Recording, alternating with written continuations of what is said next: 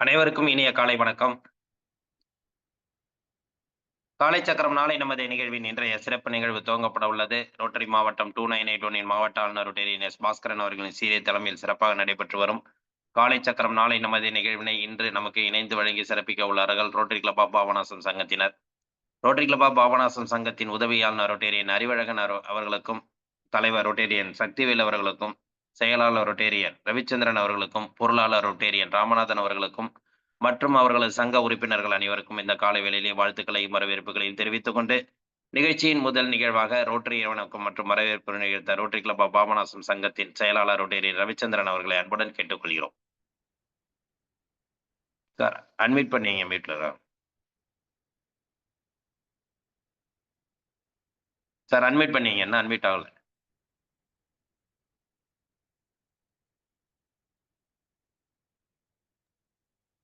Okay okay. வணக்கம், அனைவருக்கும் வணக்கம். ரோட்டரி இணைய வணக்கம். இறைவா, மனித குலத்தை படைப்பித்த தந்தையே, உயர்ந்த நிறைவான நன்னெறிகளை அடிப்படையாக கொண்ட ரோட்டரி கொள்கையால் இவ்வியக்க நிறுவனரை அகத்தூண்டுதல் செய்தமைக்கு நாங்கள் உனக்கு நன்றி சொல்கின்றோம். உண்மையான ரோட்டரி மெய்ப்பொருளை ஆழமாக ஈர்த்து கொள்ளவும், அனைத்து மக்களிடையே தன்னம்பிக்கையையும் அமைதியையும் நிலைநாட்டி ஓய்வின்றி உழைக்கவும், நிறம், சமயம், தேசம் என்ற தடைகளை பாகுபாடுகளை நீக்கவும், பொருளாதார சமய தடைகளை களையவும், மேலும் மனித தத்துவத்தின் புனிதத்தையும் தொழிலின் மேன்மையையும் முறையாக புரிந்து கொள்வதன் மூலம் எல்லா மனிதர்களும் எல்லா நாடுகளும் நட்புறவுடனும் தோழமையுடனும் வாழ்ந்திட உன் புனிதமான திருவடிகளை சுற்றி ஒன்று கூடி நீயே உண்மையான காரணகர்த்தா என்று புகழ்ந்திட எங்கள் ஒரே உண்மையான ஆதியந்தம் இல்லாத எல்லோரும் விரும்புகின்ற தந்தையே, இங்கே கூடியுள்ள ரொட்டேரியன்களாகிய நாங்கள் எங்களுக்கு உதவி செய்யும்படி உன்னை இறைஞ்சுகின்றோம். நன்றி ஐயா. வரவேற்புரை. அனைவருக்கும் வணக்கம். இன்றைய காலை சக்கரத்தின் இயற்கை வாழ்வியல் முறை ஏற்பாடு செய்து கொடுத்த எங்கள் மாவட்ட ஆளுநர் ரொட்டேரியன் எஸ். பாஸ்கரன் அவர்களுக்கும், எங்களது உதவி ஆளுநர் ரொட்டேரியன் அறிவழகன் அவர்களுக்கும்,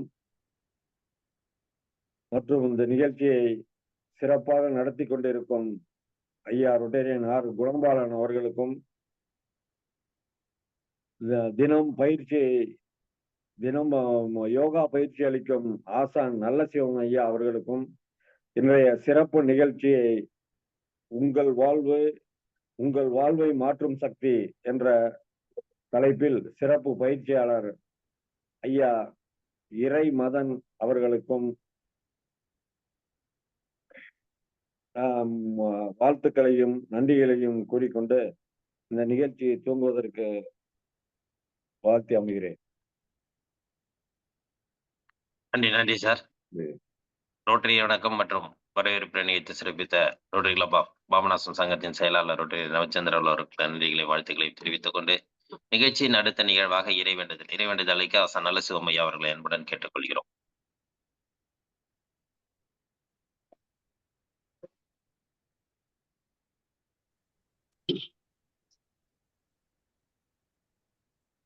அனைவருக்கும் இனிய காலை வணக்கம். தெளிவு குருவின் திருமேனி காண்ப, தெளிவு குருவின் திருநாமம் செப்பல், தெளிவு குருவின் திருவார்த்தை கேட்டல், தெளிவு குரு சிந்தித்தல் தானே, தெளிவு குரு சிந்தித்தல் தானே. நன்றி ஐயா. அடுத்த நிகழ்வாக அடிப்படை வணக்கம்.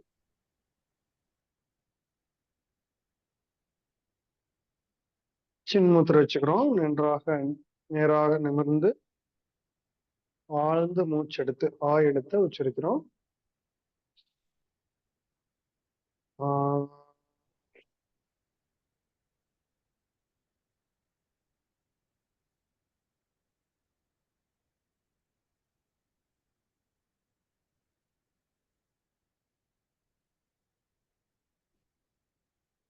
சின்மய முத்திரை.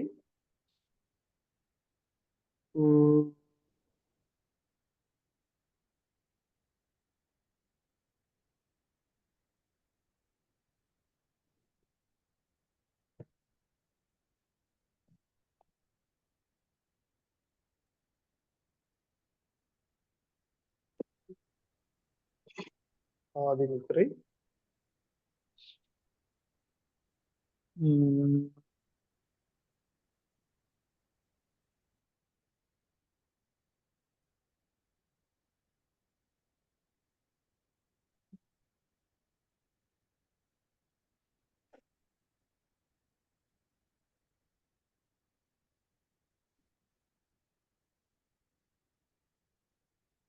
வைகறை துயிலெழு.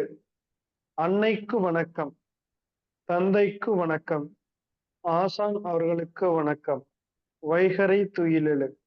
அன்னைக்கு வணக்கம், தந்தைக்கு வணக்கம், ஆசான் அவர்களுக்கு வணக்கம். வணக்கம் ஐயா, வெற்றி உறுதி. தன்னை சூழ்ந்ததறி வெற்றி உறுதி. வணக்கம் ஐயா, வெற்றி உறுதி.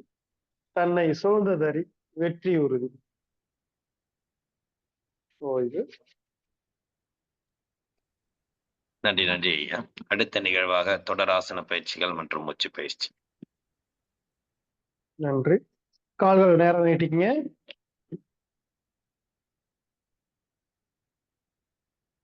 கால் விரல்களை நல்லா மடக்கி நல்லா நேரா நீட்டுங்க. 1 2 3 4 5 6 7 8 9 10. அப்படி கால் பாதத்தை வட்டமா சுத்தணும். 1 2 3 4 5. ஆப்போசிட்டா சுத்துங்க. 1 2 3 4 5. அடுத்து முழங்கால் நல்லா மடக்கி தாடையில டச் பண்ணுங்க. 1 left leg, 2 3 4 5 6. நன்றாக மூச்சல் தொடங்க.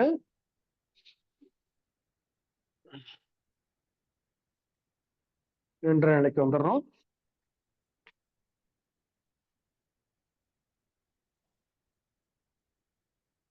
இடுப்புல கை வச்சுக்கங்க. உச்சி முதல் பாதம் வரை அசைவு பயிற்சிகள். 1 2 3 4 5.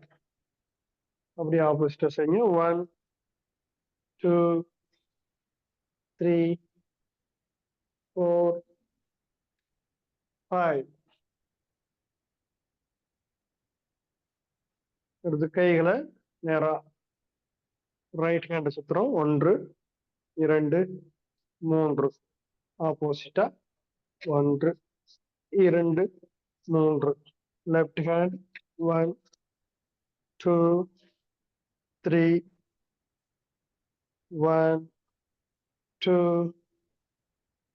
3. கைகளை நேரம் நீட்டிக்கங்க. விரல்களை நல்லா மடக்கி நீட்டுங்க. அப்படியே மணிக்கிட்டு நல்லா வட்டமா சுத்துங்க. 1 2 3. ஆப்போசிட்டா 1 2 3. முழங்கை நல்லா மடக்கி நீட்டுங்க.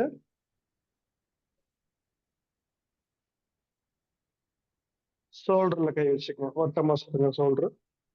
1 2 3 4 5. ஆப்போசிட்டா 1 2 3 4 5. ஓய்வு.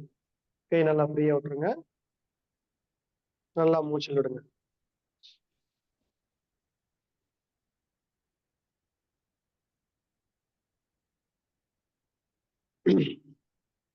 நல்லா ரைட் சைடு திரும்பி பாருங்க. அடுத்து left right, left, right, left, right, left. ஸ்ட்ரைட்டா பாருங்க. அப், டவுன், அப், டவுன், அப், டவுன், அப், டவுன். நல்லா மூச்சு விடுங்க.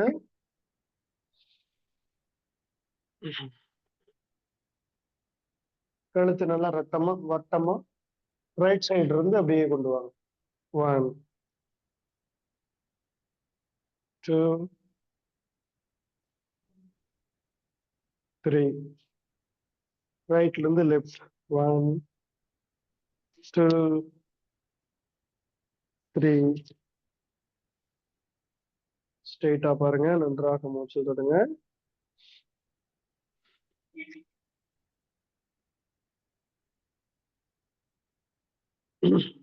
அடுத்து நம்ம சூரிய வணக்க பயிற்சியை முறையா செய்ய போறோம். முதல் நிலை, காலை சேர்த்து வச்சுங்க, கைகளை மேல வைத்துங்க.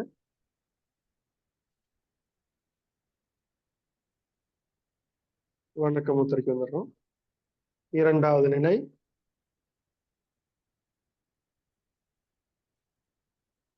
ஸ்ட்ரெயிட்டா வந்துட்டு நல்லா மூச்சு இழுத்துக்கிட்டே பேக் பெண்டிங்.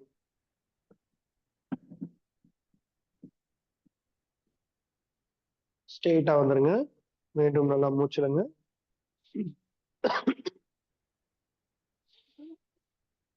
மூச்சு விட்டுட்டே மெதுவா கீழே பார்ப்போம்.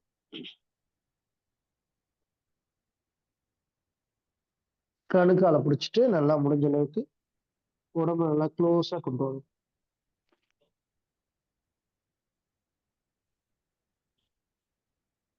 4 ரைட் லெக் பின்னாடி கொண்டு போறோம்.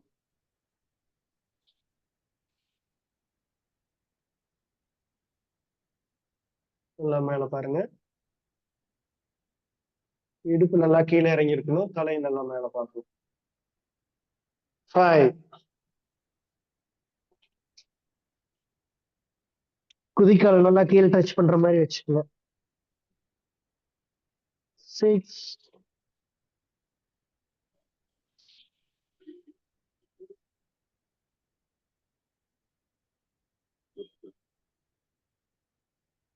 தாடை கீழே டச் பண்ணிருக்கணும். 7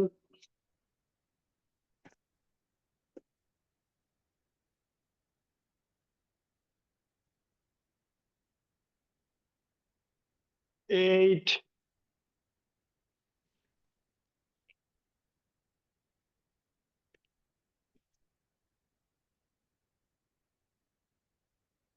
9 ரைட் லெக் முன்னாடி வாங்க.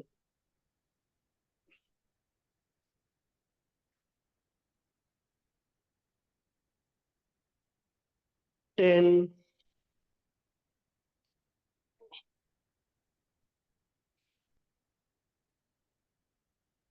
11 ஸ்ட்ரெயிட்டா வந்துட்டு நல்லா ஒரு வாட்டி மூச்சு இழுத்து விடுங்க. மீண்டும் மூச்சு இழுத்துட்டே பேக் பெண்டிங்.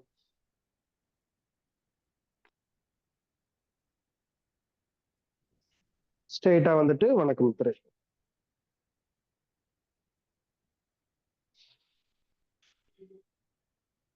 நல்லா மூச்சு விடுங்க.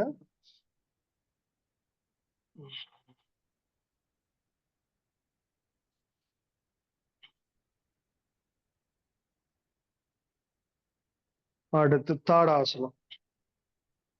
கைகளை கோர்த்துக்கிறோம். நல்லா மேல உயர்த்துங்க. கால்களையும் நல்லா உயர்த்துங்க. 1 2 3 4 5 6 7 8 9 10 11 12 13 14 15. ஓய்வு. நல்லா மூச்சு விடுங்க.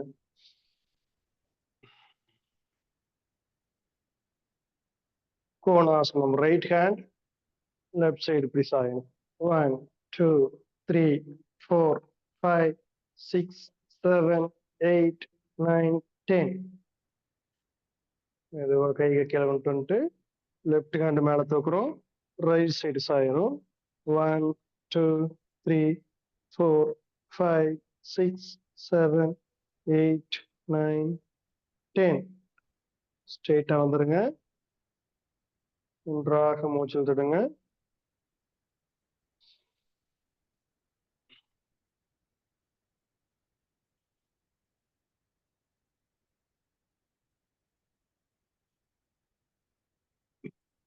அமர்ந்த நிலைக்கு வந்துருங்க.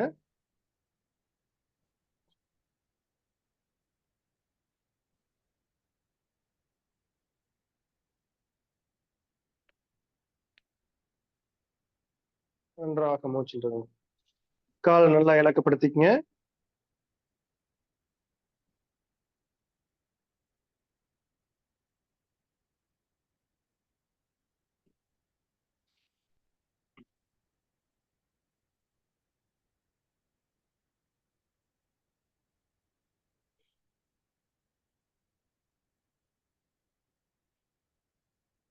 அமர்ந்த நிலையில முதல்ல வக்ராசனம்.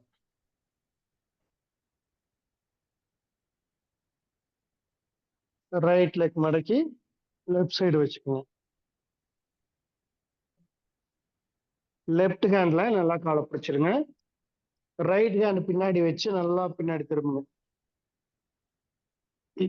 1, 2, 3, 4, 5, 6, 7, 8, 9, 10.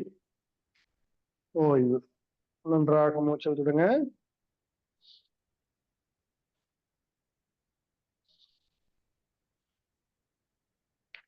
ரைட் லெக் நீட்டிட்டு லெஃப்ட் லெக் நல்லா மடக்குங்க. ரைட் சைடு வச்சுக்கோங்க. ரைட் லெக் நல்லா பிடிச்சிருங்க. லெஃப்ட் லெக் நல்லா பிடிச்சிருங்க. ரைட் ஹேண்ட்ல பிடிச்சிக்கிறோம். லெஃப்ட் ஹேண்ட் பின்னாடி இருக்கணும். நல்லா பின்னாடி திரும்புங்க. 1, 2, 3, 4, 5, 6, 7, 8, 9, 10, 11, 12, 13, 14, 15. ஓய்வு. நன்றாக மூச்சில் தொடுங்க.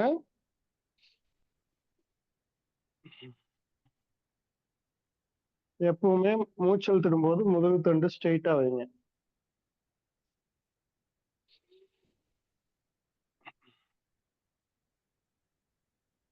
ஒவ்வொரு ஆசனங்களுக்கும் இடையிலேயே நம்ம நன்றாக மூச்சு இழுத்துட்டு இருக்கிறது ரொம்ப ரொம்ப அவசியமான பயிற்சி. பயிற்சி எப்படி நல்லா செய்யறோமோ அதே மாதிரியே மூச்சும் நல்லா இழுத்துடுறோம்.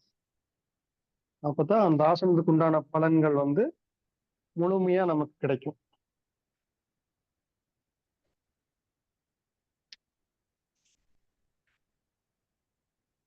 அப்படியே பட்டர்ஃப்ளை ஆசனம் செய்யுங்க. காலை சேர்த்து பிடிச்சுக்குங்க. கால்கள் நல்லா கீழே இறக்கி ஏத்துங்க.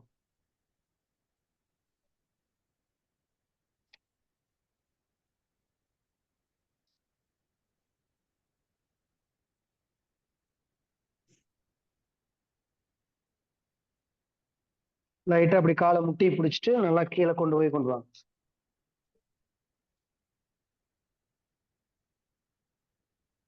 அடுத்து கால் விரல்களை பிடிச்சி அப்படியே முடிஞ்ச அளவுக்கு தலை கீழே கொண்டு இருப்பாங்க. 1, 2, 3, 4, 5, 6, 7, 8, 9, 10. ஓய்வு. நன்றாக மூச்சல் தொடுங்க.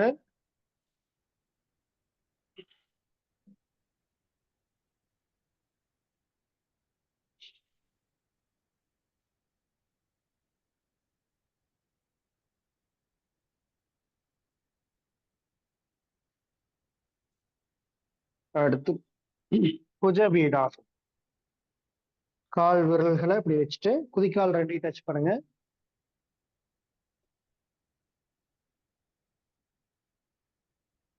சின்மத்திர வச்சு அப்படி வாங்க. 1, 2, 3, 4, 5, 6, 7, 8, 9, 10, 11, 12, 13, 14, 15. ஓய்வு. கால நேரம் நீட்டிக்கங்க. நன்றாக மூச்சில் தொடுங்க.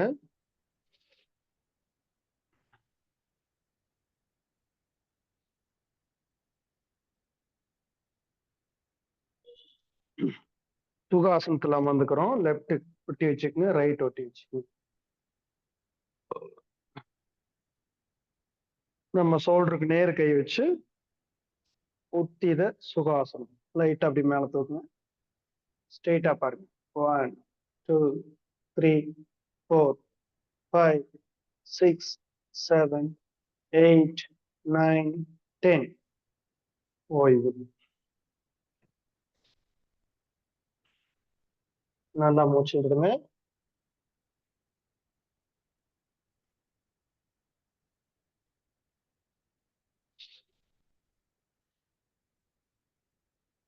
அடுத்து மூச்சு பயிற்சி செய்ய போறோம்.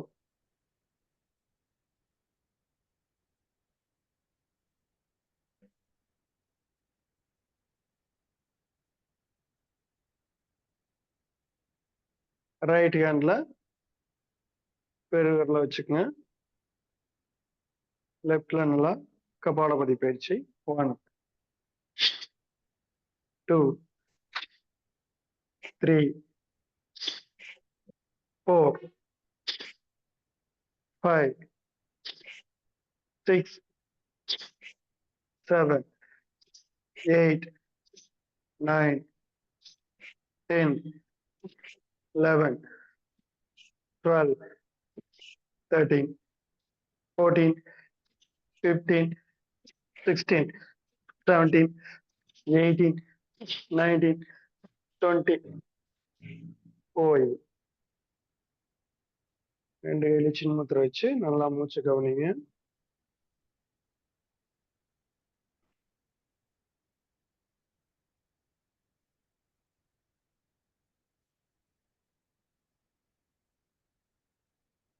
மோதிர விரல் வச்சுக்கிறோம்.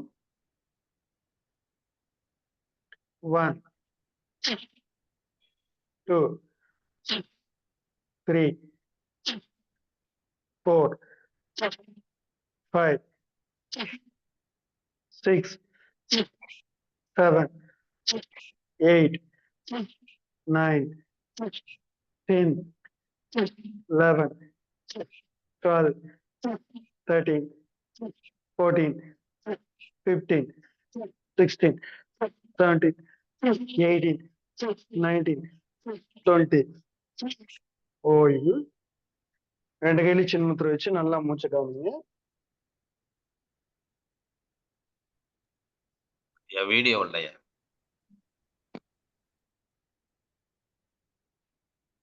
ஐயா கேக்குதுங்களா? இல்ல வீடியோ இல்ல. கேக்குது, வீடியோ இல்ல. ஓகே, இப்ப வருதுங்களா ஐயா? வருது. ஓகே. நல்லா மூச்சல் தொடுங்க.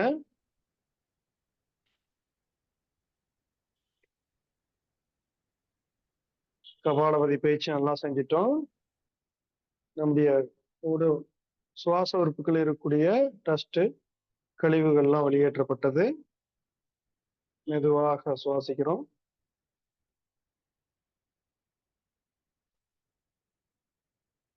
அடுத்து பஸ்திரியா. 1 நல்லா மூச்சை உறிஞ்சி வெளிவிடுறோம். 2 3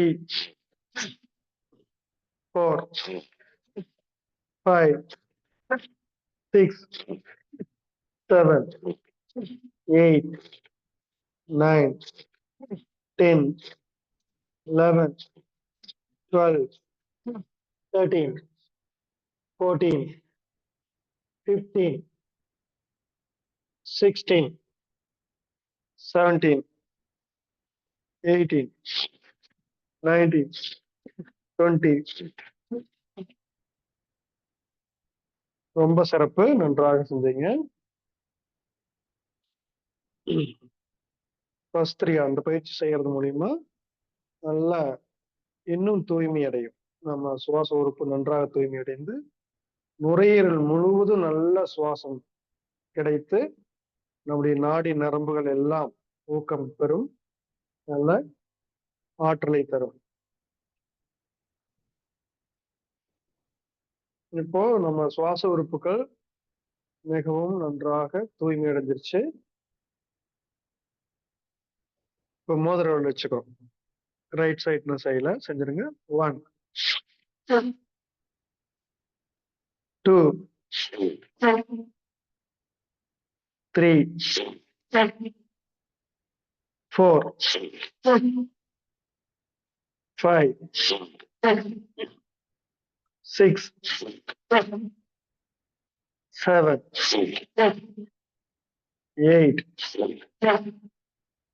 9 10 11 12 13 14 15 16 17 18 19 20. நன்றாக மூச்சு தொடுங்க.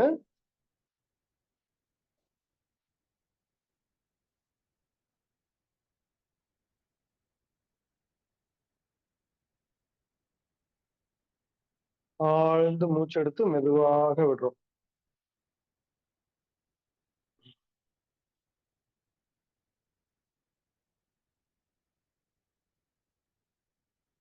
அடுத்து நாடி சுத்தி பிராணாயாமம். நம்முடைய பெருவரல ரைட் சைடு இப்படி வச்சுட்டு மெதுவாக லெஃப்ட் சைடு வந்து ஃபர்ஸ்ட் காற்று கொஞ்சம் வெளியேட்டுட்டு நல்லா ஆழ்ந்து மூச்செடுங்க.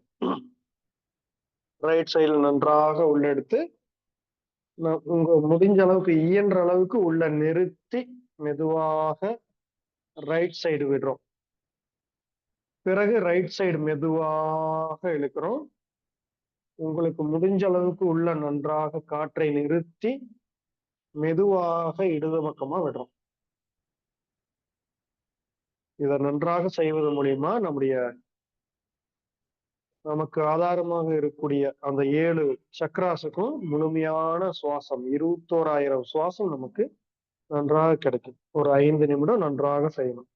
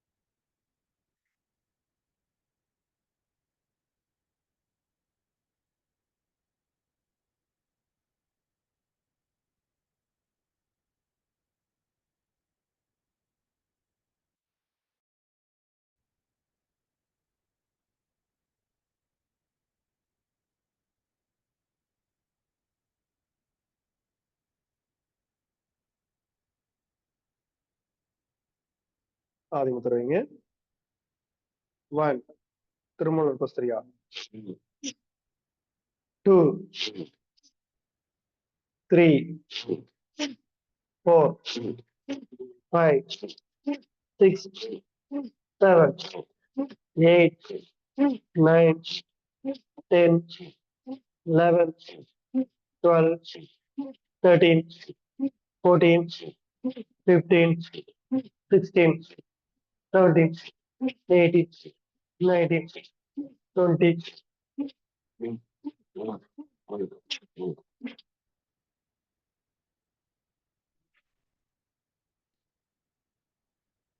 ரொம்ப கிருகிருன்னு வரமா இருந்ததுன்னா நீங்க படுத்துருங்க, அப்படியே டக்குன்னு படுத்து மூச்சை கவனிங்க. இப்ப ஆழ்ந்த மூச்சு எடுத்து மெதுவாக விடணும்.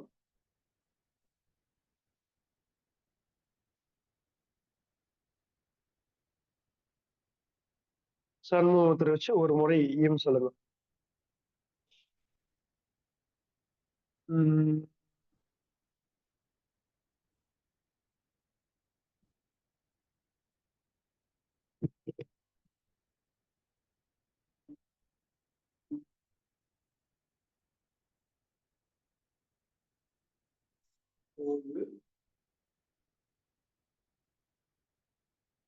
அப்படியே சாத்தியாச நிலையில எல்லாரும் படுத்திருக்க ஸ்ட்ரெயிட்டா. சாத்தியாசனம். அமைதியாக கவனமாக மூச்சு மேல கவனம் வச்சு ஆழ்ந்து மூச்சு கவனிங்க. நாம் இதுவரையில் ஆசனங்கள், சூரிய வணக்கம், மூச்சு பயிற்சிகள், கிரை பயிற்சிகள் செய்வதன் மூலமாக உடல் முழுவதும் தூய்மை அடைந்து, நம்முடைய மனம் முழுவதும் தூய்மை அடைந்து, ஓய்வு நிலையில் பிரபஞ்ச ஆற்றலை கவனித்து அண்டமும் பிண்டமும் ஒன்று என்ற அடிப்படையில் நாம் பேரண்டத்தை போல நீண்ட காலம் வாழ்வோம். நாம் நீண்ட காலம் வாழ்வோம். நாம் வாழ்வோம் நாம் வாழ்வோம் அமைதியாய்.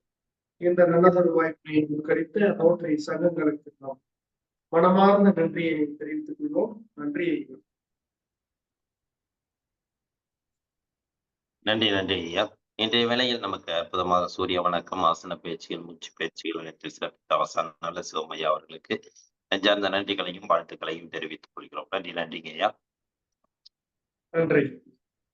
நிகழ்ச்சியின் அடுத்த நிகழ்வாக ஹீலர் பாஸ்கர் ஐயாவின் தினம் ஒரு சிந்தனை ஆடியோ மூலம் கேட்க இருக்கிறோம். வணக்கம். முக்தி அடையிறதுன்னா என்னன்னு பார்க்கலாம்.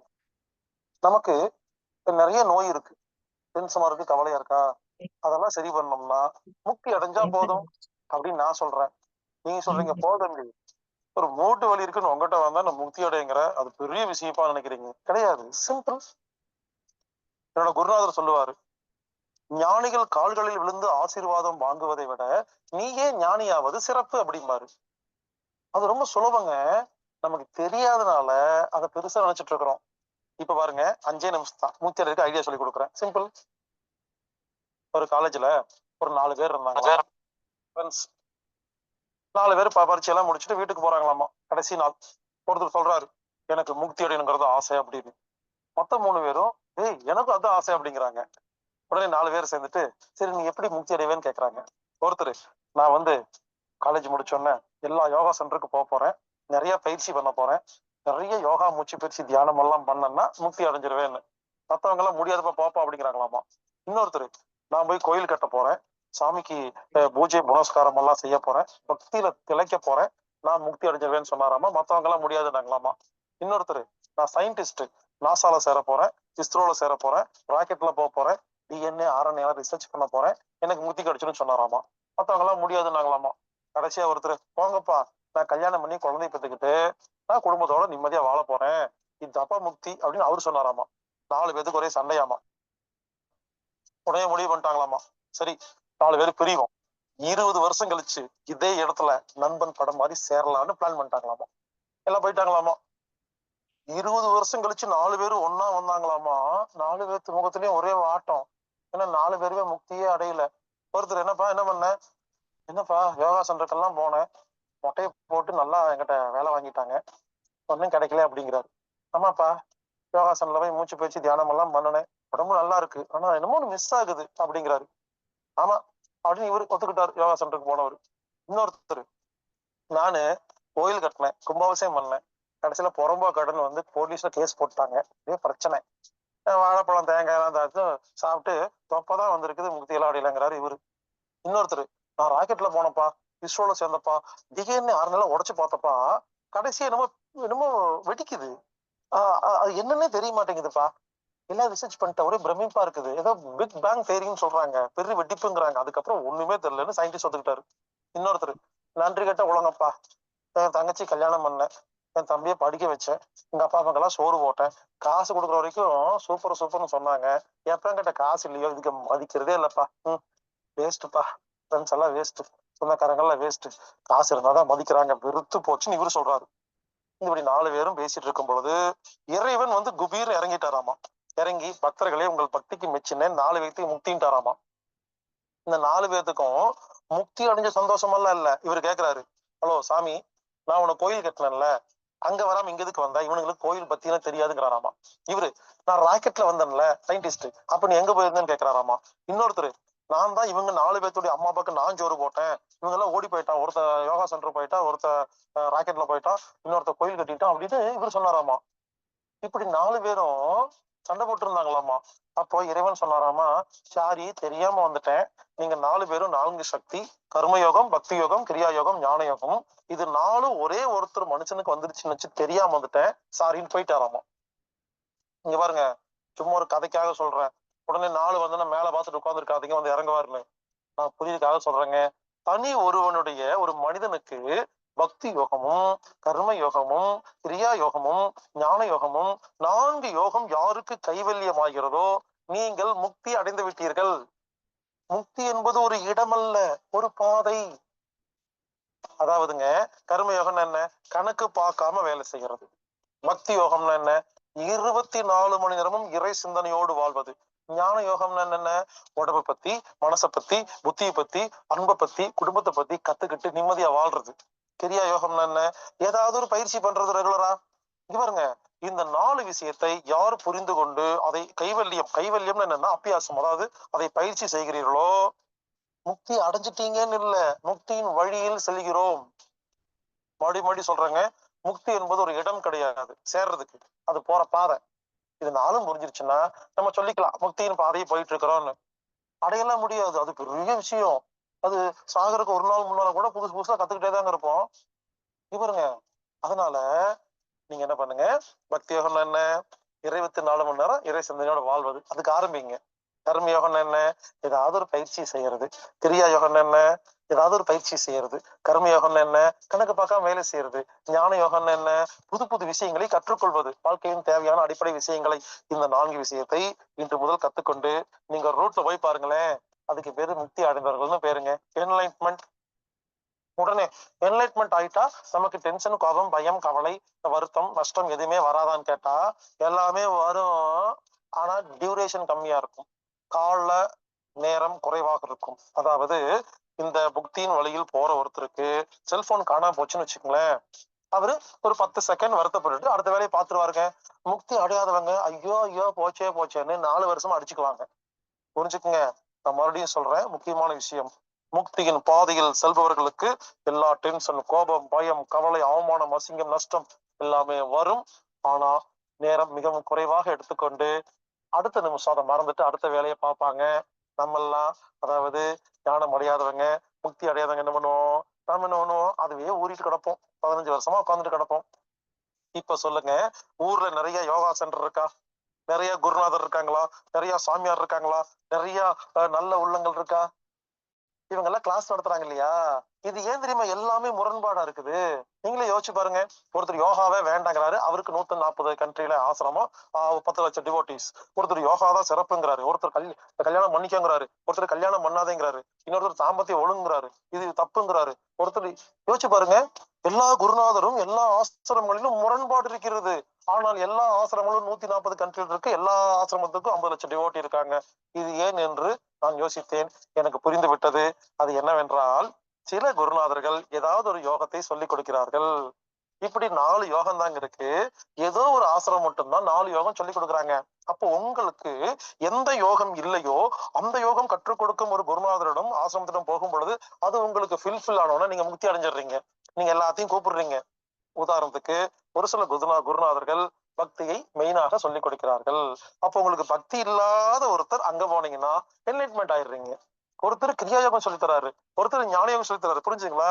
அதாவது இருக்கிறது 4 தான். அப்போ நமக்கு எது குறைவாக இருக்கிறதோ, எது டிஃபிஷியன்சியாக இருக்கிறதோ, அதை யார் கற்றுக் கொடுக்கிறார்களோ அந்த யோகா சென்று அந்த குருநாதரை பார்க்கும் பொழுது நீங்கள் முக்தி அடைகிறீர்கள். எனவே எந்த யோகா சென்றையும், எந்த ஒரு குருநாதரையும், எந்த ஒரு மதத்தையும் யாரையும் இழிவுபடுத்தாதீர்கள். எல்லாரும் ஒழுங்காக தான் நடந்து கொண்டிருக்கிறார்கள். உங்களுக்கு எது கம்ஃபர்டபுளா இருக்கோ அங்க போங்க. எது ஒத்து வரலையோ வாங்க. கண்டிப்பாக நாம் முக்தி அடைந்து கண்டிப்பாக இந்த உலகத்தில் நிம்மதியாக ஆரோக்கியமாக வாழ முடியும். முக்தி அடைவோம். அதாவது ஞானிகள் கால்களில் விழுந்து ஆசீர்வாதம் வாங்குவதை விட நாமே ஞானியாவதே சிறப்பு. செழிக்கட்டும் விவசாயம், சீர்படட்டும் நிர்வாகம். மீண்டும் நாளை சந்திப்போம்.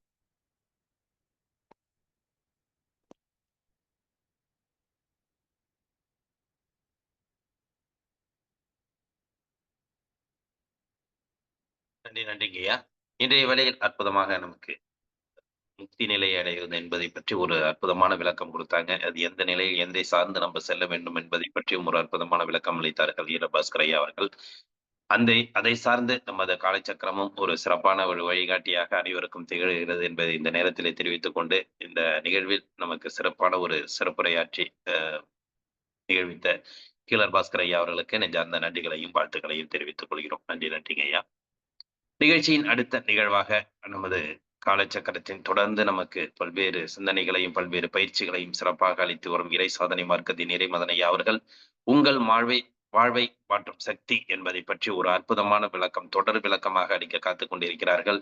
இந்த வாழ்க்கை முறையில் நம்ம எப்படி வாழ்ந்து நம்ம வாழ்க்கை முறை சிறப்பானதாக அமைத்துக் கொள்ள முடியும் என்பதை பற்றி சிறப்பான விளக்கம் தொடர்ச்சியாக அளிக்க காத்துக் கொண்டிருக்கும் இறை சாதனை மார்க்கத்தின் இறைமதன் ஐயா அவர்களை இன்றைய நிகழ்வை சிறப்பித்துக் கொடுக்க அன்புடன் கேட்டுக்கொள்கிறோம்.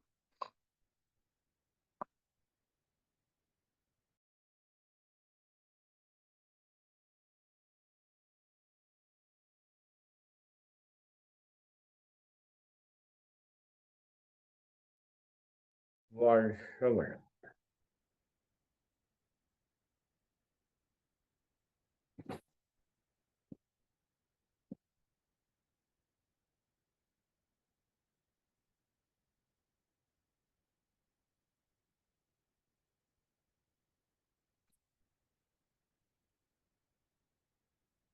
வாழ்க வையகம், வாழ்க வையகம், வாழ்க வளம். குரு வாழ்க, குருவே. எல்லாம் வல்ல அருட்பேராற்றலையும் அதன் அனைத்து தன்மாற்ற நிலைகளையும் பஞ்சபூதங்களையும் நவக்கோள்களையும் பிரபஞ்ச அன்னையையும் அனைத்து உயிர்களையும் ஒரு சேர நினைந்து நன்றியுணர்வோடு வணங்கிக் கொள்ளும். ஆசான் அருட்தந்தை வேதாத்திரி மகரிஷி அவர்களே நம்மோடு சுக்குமமாக நிறைந்திருந்து இன்றைய தெய்வீக நிகழ்வுகள் அனைத்தையும் மிக சிறப்பாக நிகழ்த்தி கொடுப்பார். வாழ்க வளம், வாழ்க வாழ்க வளம். அன்பர்கள் அனைவருக்கும் இனிய காலை வணக்கம். வாழ்க வளமுடன் என்ற வாழ்த்துக்கள். மிக்க மகிழ்ச்சி அன்பர்களே. ஒவ்வொரு குரு தினத்திலும்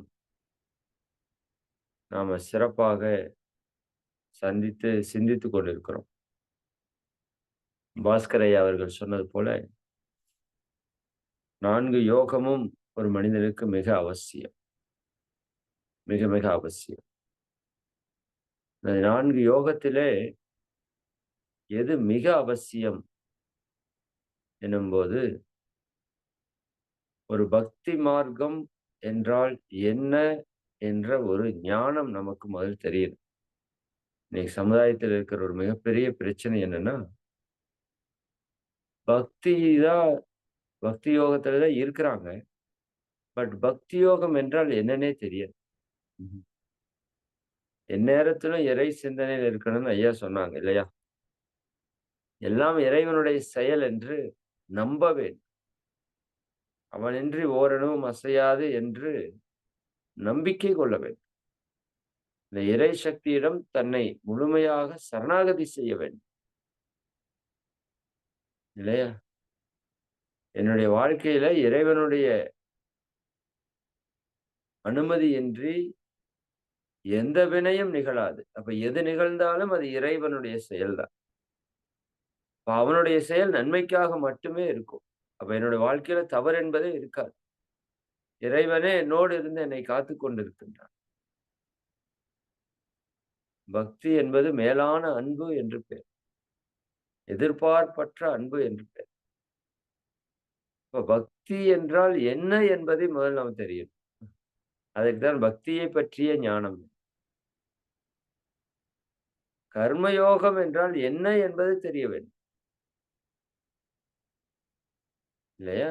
இந்த சமுதாயத்துல எத்தனையோ பேருடைய உழைப்பை பெற்றுதான் நான் பிறந்து வாழ்ந்து வர்றேன். மகரிஷி சொல்லுவாங்க, இன்னைக்கு கூட என் வாழ்க்கைக்கு தேவையான எல்லா விஷயத்தையும் இந்த சமுதாயம் எனக்கு செஞ்சுட்டே தானே இருக்கு. யோசித்து பாருங்க. இப்ப இத்தனையும் கொடுத்த சமுதாயத்திற்கு நான் ஏதாவது திருப்பி கொடுக்கணுமா இல்லையா? அப்படி நான் திருப்பி கொடுப்பதற்கு பேரு தான் உழைப்பு. அது தொழிலுக்கு போய் உழைத்தாலும் சரி, நீங்க வீட்ல இருந்து உழைத்தாலும் சரி. அப்ப அந்த உழைப்பு என்பது நான் பெற்ற கடனுக்கு திருப்பி செலுத்துகிற ஒரு செயலாக இருந்ததுன்னா, அதுக்கு பேரு கர்மயோகம். செயலை செய், பலனை எதிர்பார்க்காது. ஏன்?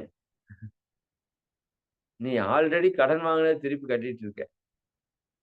புரியுதுங்களா? ஒரு பேங்க்ல ரூ. 10,00,000 கடன் வாங்கிட்டு, மாசம் ரூ. 1000 கட்டிட்டு இருக்கீங்க. இப்ப ரூ. 1000 கட்டுறது வரவாகுமா? உங்க கடன்ல கழிக்கப்படுமா?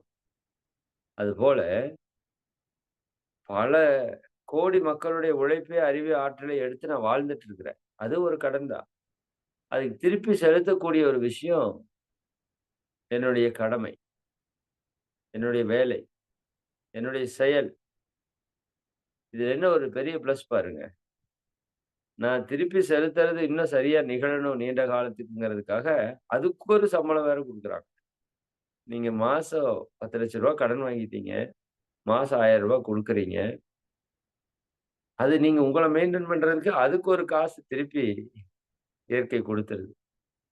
அப்ப செயல் எப்படி இருக்கணும்? எந்த விதமான எதிர்பார்ப்பும் இன்றி. இல்லையா? அர்ப்பணிப்புணர்வோட இறைவனுக்காக இந்த செயலை செய்கிறோம். அல்லது என்னை உருவாக்கி கொடுத்த இந்த சமுதாயத்திற்காக இந்த செயலை செய்கிறோம். அந்த உணர்வுல அதை செஞ்சா தான் அதுக்கு பேர் கர்மயோகம்னு பேர். அதற்கு கர்மயோகத்தை பற்றிய ஞானம் வேணும். கிரியா யோகம். செயல்படு. ஏதோ ஒரு பயிற்சிகளை செய்யணும். அப்ப பயிற்சிகளை பற்றிய ஞானம் வேண்டும். இல்லையா? அப்ப இந்த 3 யோகத்திற்கும் அடிப்படையா இருப்பது எதுன்னா ஞான யோகம். அப்ப மகரிஷி என்ன சொல்றாங்க? 4 யோகமே வேணும். பட் ரொம்ப அதிகமா எது வேணும்னா 4 யோகத்தை பற்றிய ஞானம் வேணும். அதுதான் ஞான யோகம். சரிதாங்க. ஏன்னா மனிதன்ட்ட இருக்கிற சிறப்பு அறிவு. 6வது அறிவு. அறிவு அற்றம் காக்கும் கருவி. அறிவு அற்றம் காக்கும் கருவி. செருவார்க்கும் உள்ளொளிக்கலாகார். அறிவு துன்பம் வராமல் காக்கக்கூடிய கருவி. பகைவனால கூட அழிக்க முடியாத ஒரு அரண். அரண் எது அப்படின்னா அறிவு, ஞானம். இந்த அறிவை பெருக்கிக் கொள்ள வேண்டும். இப்ப இந்த சமுதாயத்துல என்ன தேவை என்று மகரிஷி சொல்றாங்கன்னா, அறிவுதான் அதிகமாக தேவை. அறிவு சரியாக புரிந்து விட்டா பக்தி யோகம் வந்துரும், கர்ம யோகம் வந்துரும், ஞான யோகம் வந்துரும். இல்லையா? கிரியா யோகம் வந்துரும். அறிவை நாம பெருக்கணும் நல்லா. அதே சமயம் ஆற்றலையும் பெருக்கணும். நிறைய பேருக்கு அறிவு இருக்கும், நல்லது செய்யலாம். பட் அது செய்யறதுக்கான ஆற்றல் இருக்காது. அப்ப நம்ம அறிவையும் பெருக்கணும். அதே சமயம் ஆற்றலையும் பெருக்க வேண்டும். அதனாலதான் அறிஞர் அண்ணா சொல்லுவார், இந்த வரியை நீங்க அடிக்கடி ஞாபகப்படுத்திக் கொள்ளுங்க. அறிவாலும் ஆற்றலாலும் சாதிக்க இயலாத காரியம் என்று ஒன்று இல்லை அப்படின்னு சொல்லுவார். இது கொஞ்சம் நெகட்டிவா இருக்கு. அறிவாலும் ஆற்றலாலும் எல்லா காரியங்களையும் சாதிக்க முடியும். எத்த வேணா சாதிக்கலாம். முடியாதுங்கிறதே கிடையாது. அப்ப அதற்கு என்ன வேண்டும்? அறிவு வேண்டும், ஆற்றல் வேண்டும். ஒன்றை எப்படி செய்ய வேண்டும் என்ற அறிவு. ஏன் செய்கின்றோம் என்ற அறிவு, அதை செய்வதற்கான ஆற்றல் இல்லையா? சரி, அறிவை நாம் சிந்தனைகளிலே பெறுகிறோம். ஆற்றலை நாம் தவத்தில், பயிற்சிகளில் தான் பெற முடியும். அறிவையும் ஆற்றலையும் வளர்த்தி கொள்ளும்போது நாம் நினைத்ததை அடைந்து முழு அமைதியோடு, ஆனந்தத்தோடு, மகிழ்ச்சியோடு நம்மால வாழ முடியும். சரி, மிக்க மகிழ்ச்சி. அதில் ஒரு மிக அற்புதமான, மிக ஆழமான ஒரு அறிவை பற்றி நாம் சிந்திக்கிறோம். நம் வாழ்வை மாற்றக்கூடிய சக்தி என்ற தலைப்பில். இப்ப நம்ம வாழ்க்கை எதனுடைய அடிப்படையில் நடந்துட்டு இருக்கு?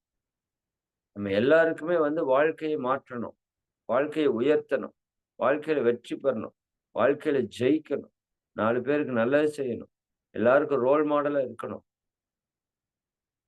இதெல்லாம் எண்ணம் இருக்கு இல்லையா? யாருக்கு இல்ல? எல்லாருக்கும் இருக்கு. வாழ்க்கையில ஜெயிக்கணுங்கிற எண்ணம். எல்லாருக்கும் வாழ்க்கையில ஜெயிக்கணும்னு எண்ணம் இருக்கு. ஆனா, இந்த வாழ்க்கை எதனோட அடிப்படையில நடக்குதுன்னு நமக்கு தெரியல. ஏதோ வாழ்க்கையில ஜெயிக்கிறதுன்னா, போய் பணம் சம்பாரிச்சா வாழ்க்கையில ஜெயிச்சுட்டோம்னு நெனைக்கிறோம். அல்லது நெறைய படிச்சுட்டா வாழ்க்கையில ஜெயிச்சுட்டோம்னு நெனைக்கிறோம். இல்லையா? இப்படி நம்ம ஜெயிக்கிறதுக்கு பல்வேறு விதமான தன்மைகள், நிலைகள வைத்திருக்கிறோம். இத பண்ணிட்டா வாழ்க்கையில ஜெயிச்சுட்டோம். ஆக்சுவலா வாழ்க்கையில ஜெயிக்கிறதுங்கிறது என்ன தெரியுங்களா? நம்ம அமைதியா இருக்கிறது, ஆரோக்கியமா இருக்கிறது, சந்தோஷமா இருக்கிறது, நிம்மதியா இருக்கிறது, இணக்கமா இருக்கிறது, இன்னும் இறை உணர்வு பெற்றிருப்பது. அதுதான் வாழ்க்கையில சாதிக்க வேண்டிய மிகப்பெரிய சாதனை. இல்லையா? இந்த பொன் பொருள் சேர்ப்பதெல்லாம் பெரிய சாதனை கிடையாது. அது என்ன சொல்றது? பொருளல்லவற்றை பொருளென்றுணும் மருளானா மானா பிறப்பு போல, தான் யாரு, எங்கிருந்து வந்தோம், எதுக்கு வந்தோன்னே தெரியாத ஒரு மனித கூட்டத்துல நம்ம வாழ்ந்துட்டு இருக்கோம். சரிங்களா? இந்த நாய் இருக்கு இல்லையா? அந்த நாய் என்ன பண்ணும்னா, இந்த எலும்பு துண்ட கடிக்கும். எலும்பு துண்டு கடிக்கிறப்ப, எலும்பு துண்டுல என்ன இருக்கு? ஒண்ணும் இருக்காது. ஆனா இது கடிச்சுட்டே இருக்கும். கடிச்சுட்டே இருக்கும்போது, இது வாயில இருக்கிற பல்லு பட்டு, பட்டு அந்த எலும்பு சில்லு சில்லா உடையும். அந்த சில்லு சில்லா உடைஞ்ச எலும்பு போயி, அதனோட வாயில ஈறுகள்ல குத்தி, குத்தி பிளட் வர்றக்கு ஆரம்பிக்கும்.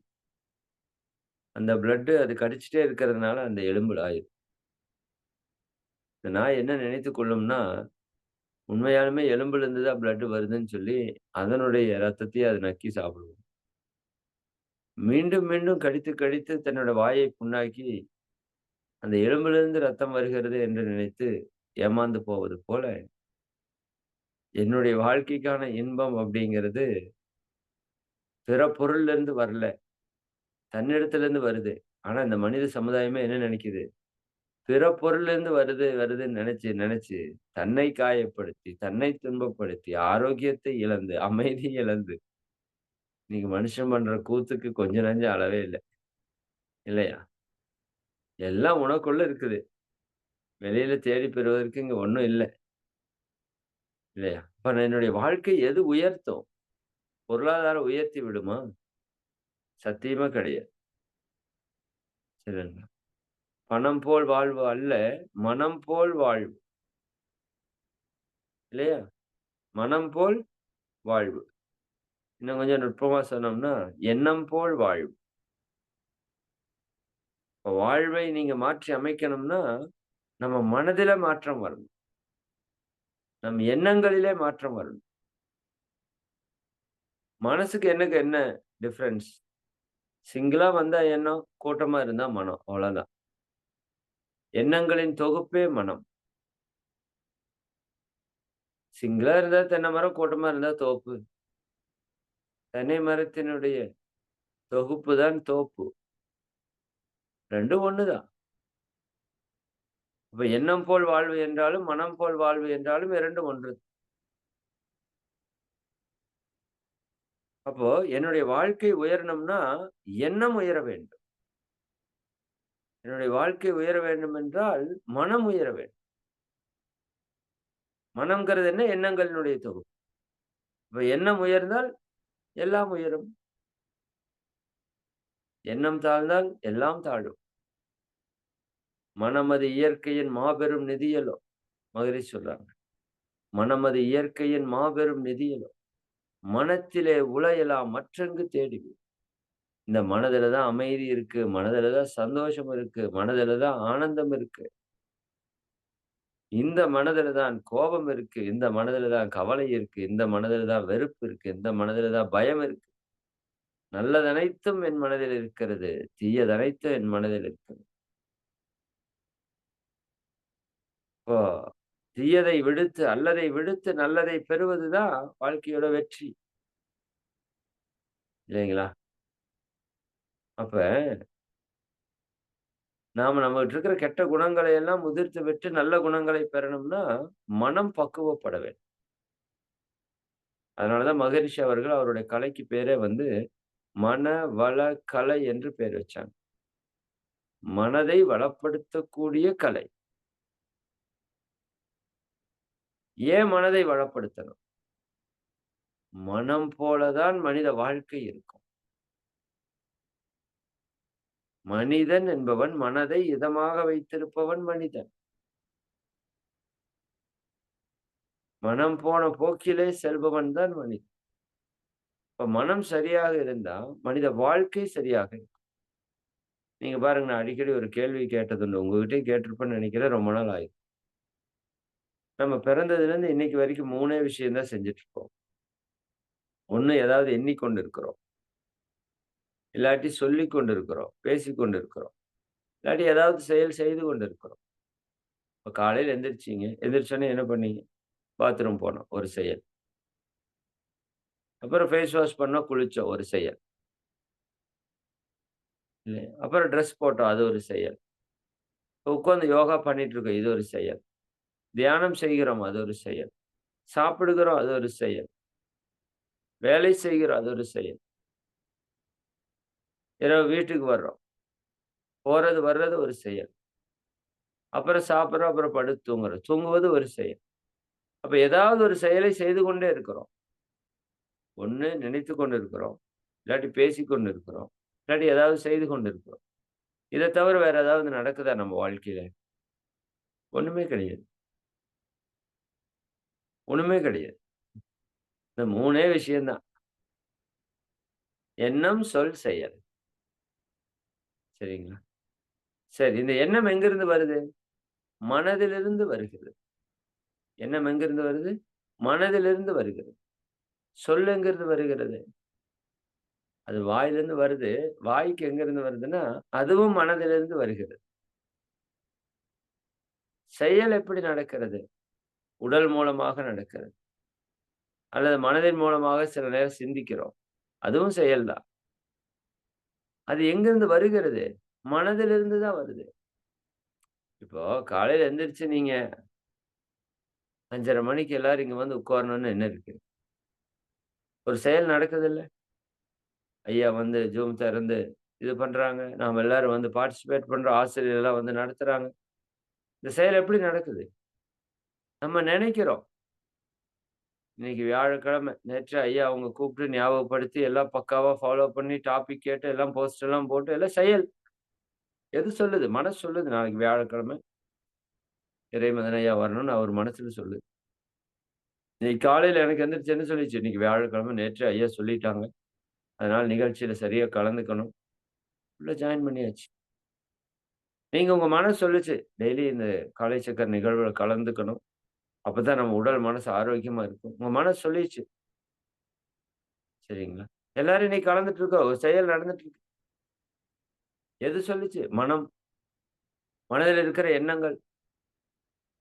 இப்ப எண்ணங்கள் தான் சொற்களாகவும், செயல்களாகவும் மாற்றம் பெறும். அப்ப என்னோட வாழ்க்கையில எதை வச்சு நல்லது, கெட்டதுன்னு நான் தீர்மானிக்கிறேன்? என்னுடைய செயலை வைத்து தான் நான் நல்லவனா, கெட்டவனான்னு தீர்மானிக்கிறேன். நான் செய்வது பாவமா, புண்ணியமா என்று தீர்மானிக்கப்படுகிறது. என்னுடைய சொல்லை வைத்து நான் நல்லவனா, கெட்டவனா, நான் செய்வது பாவமா, புண்ணியமான்னு தீர்மானிக்கப்படுகிறது.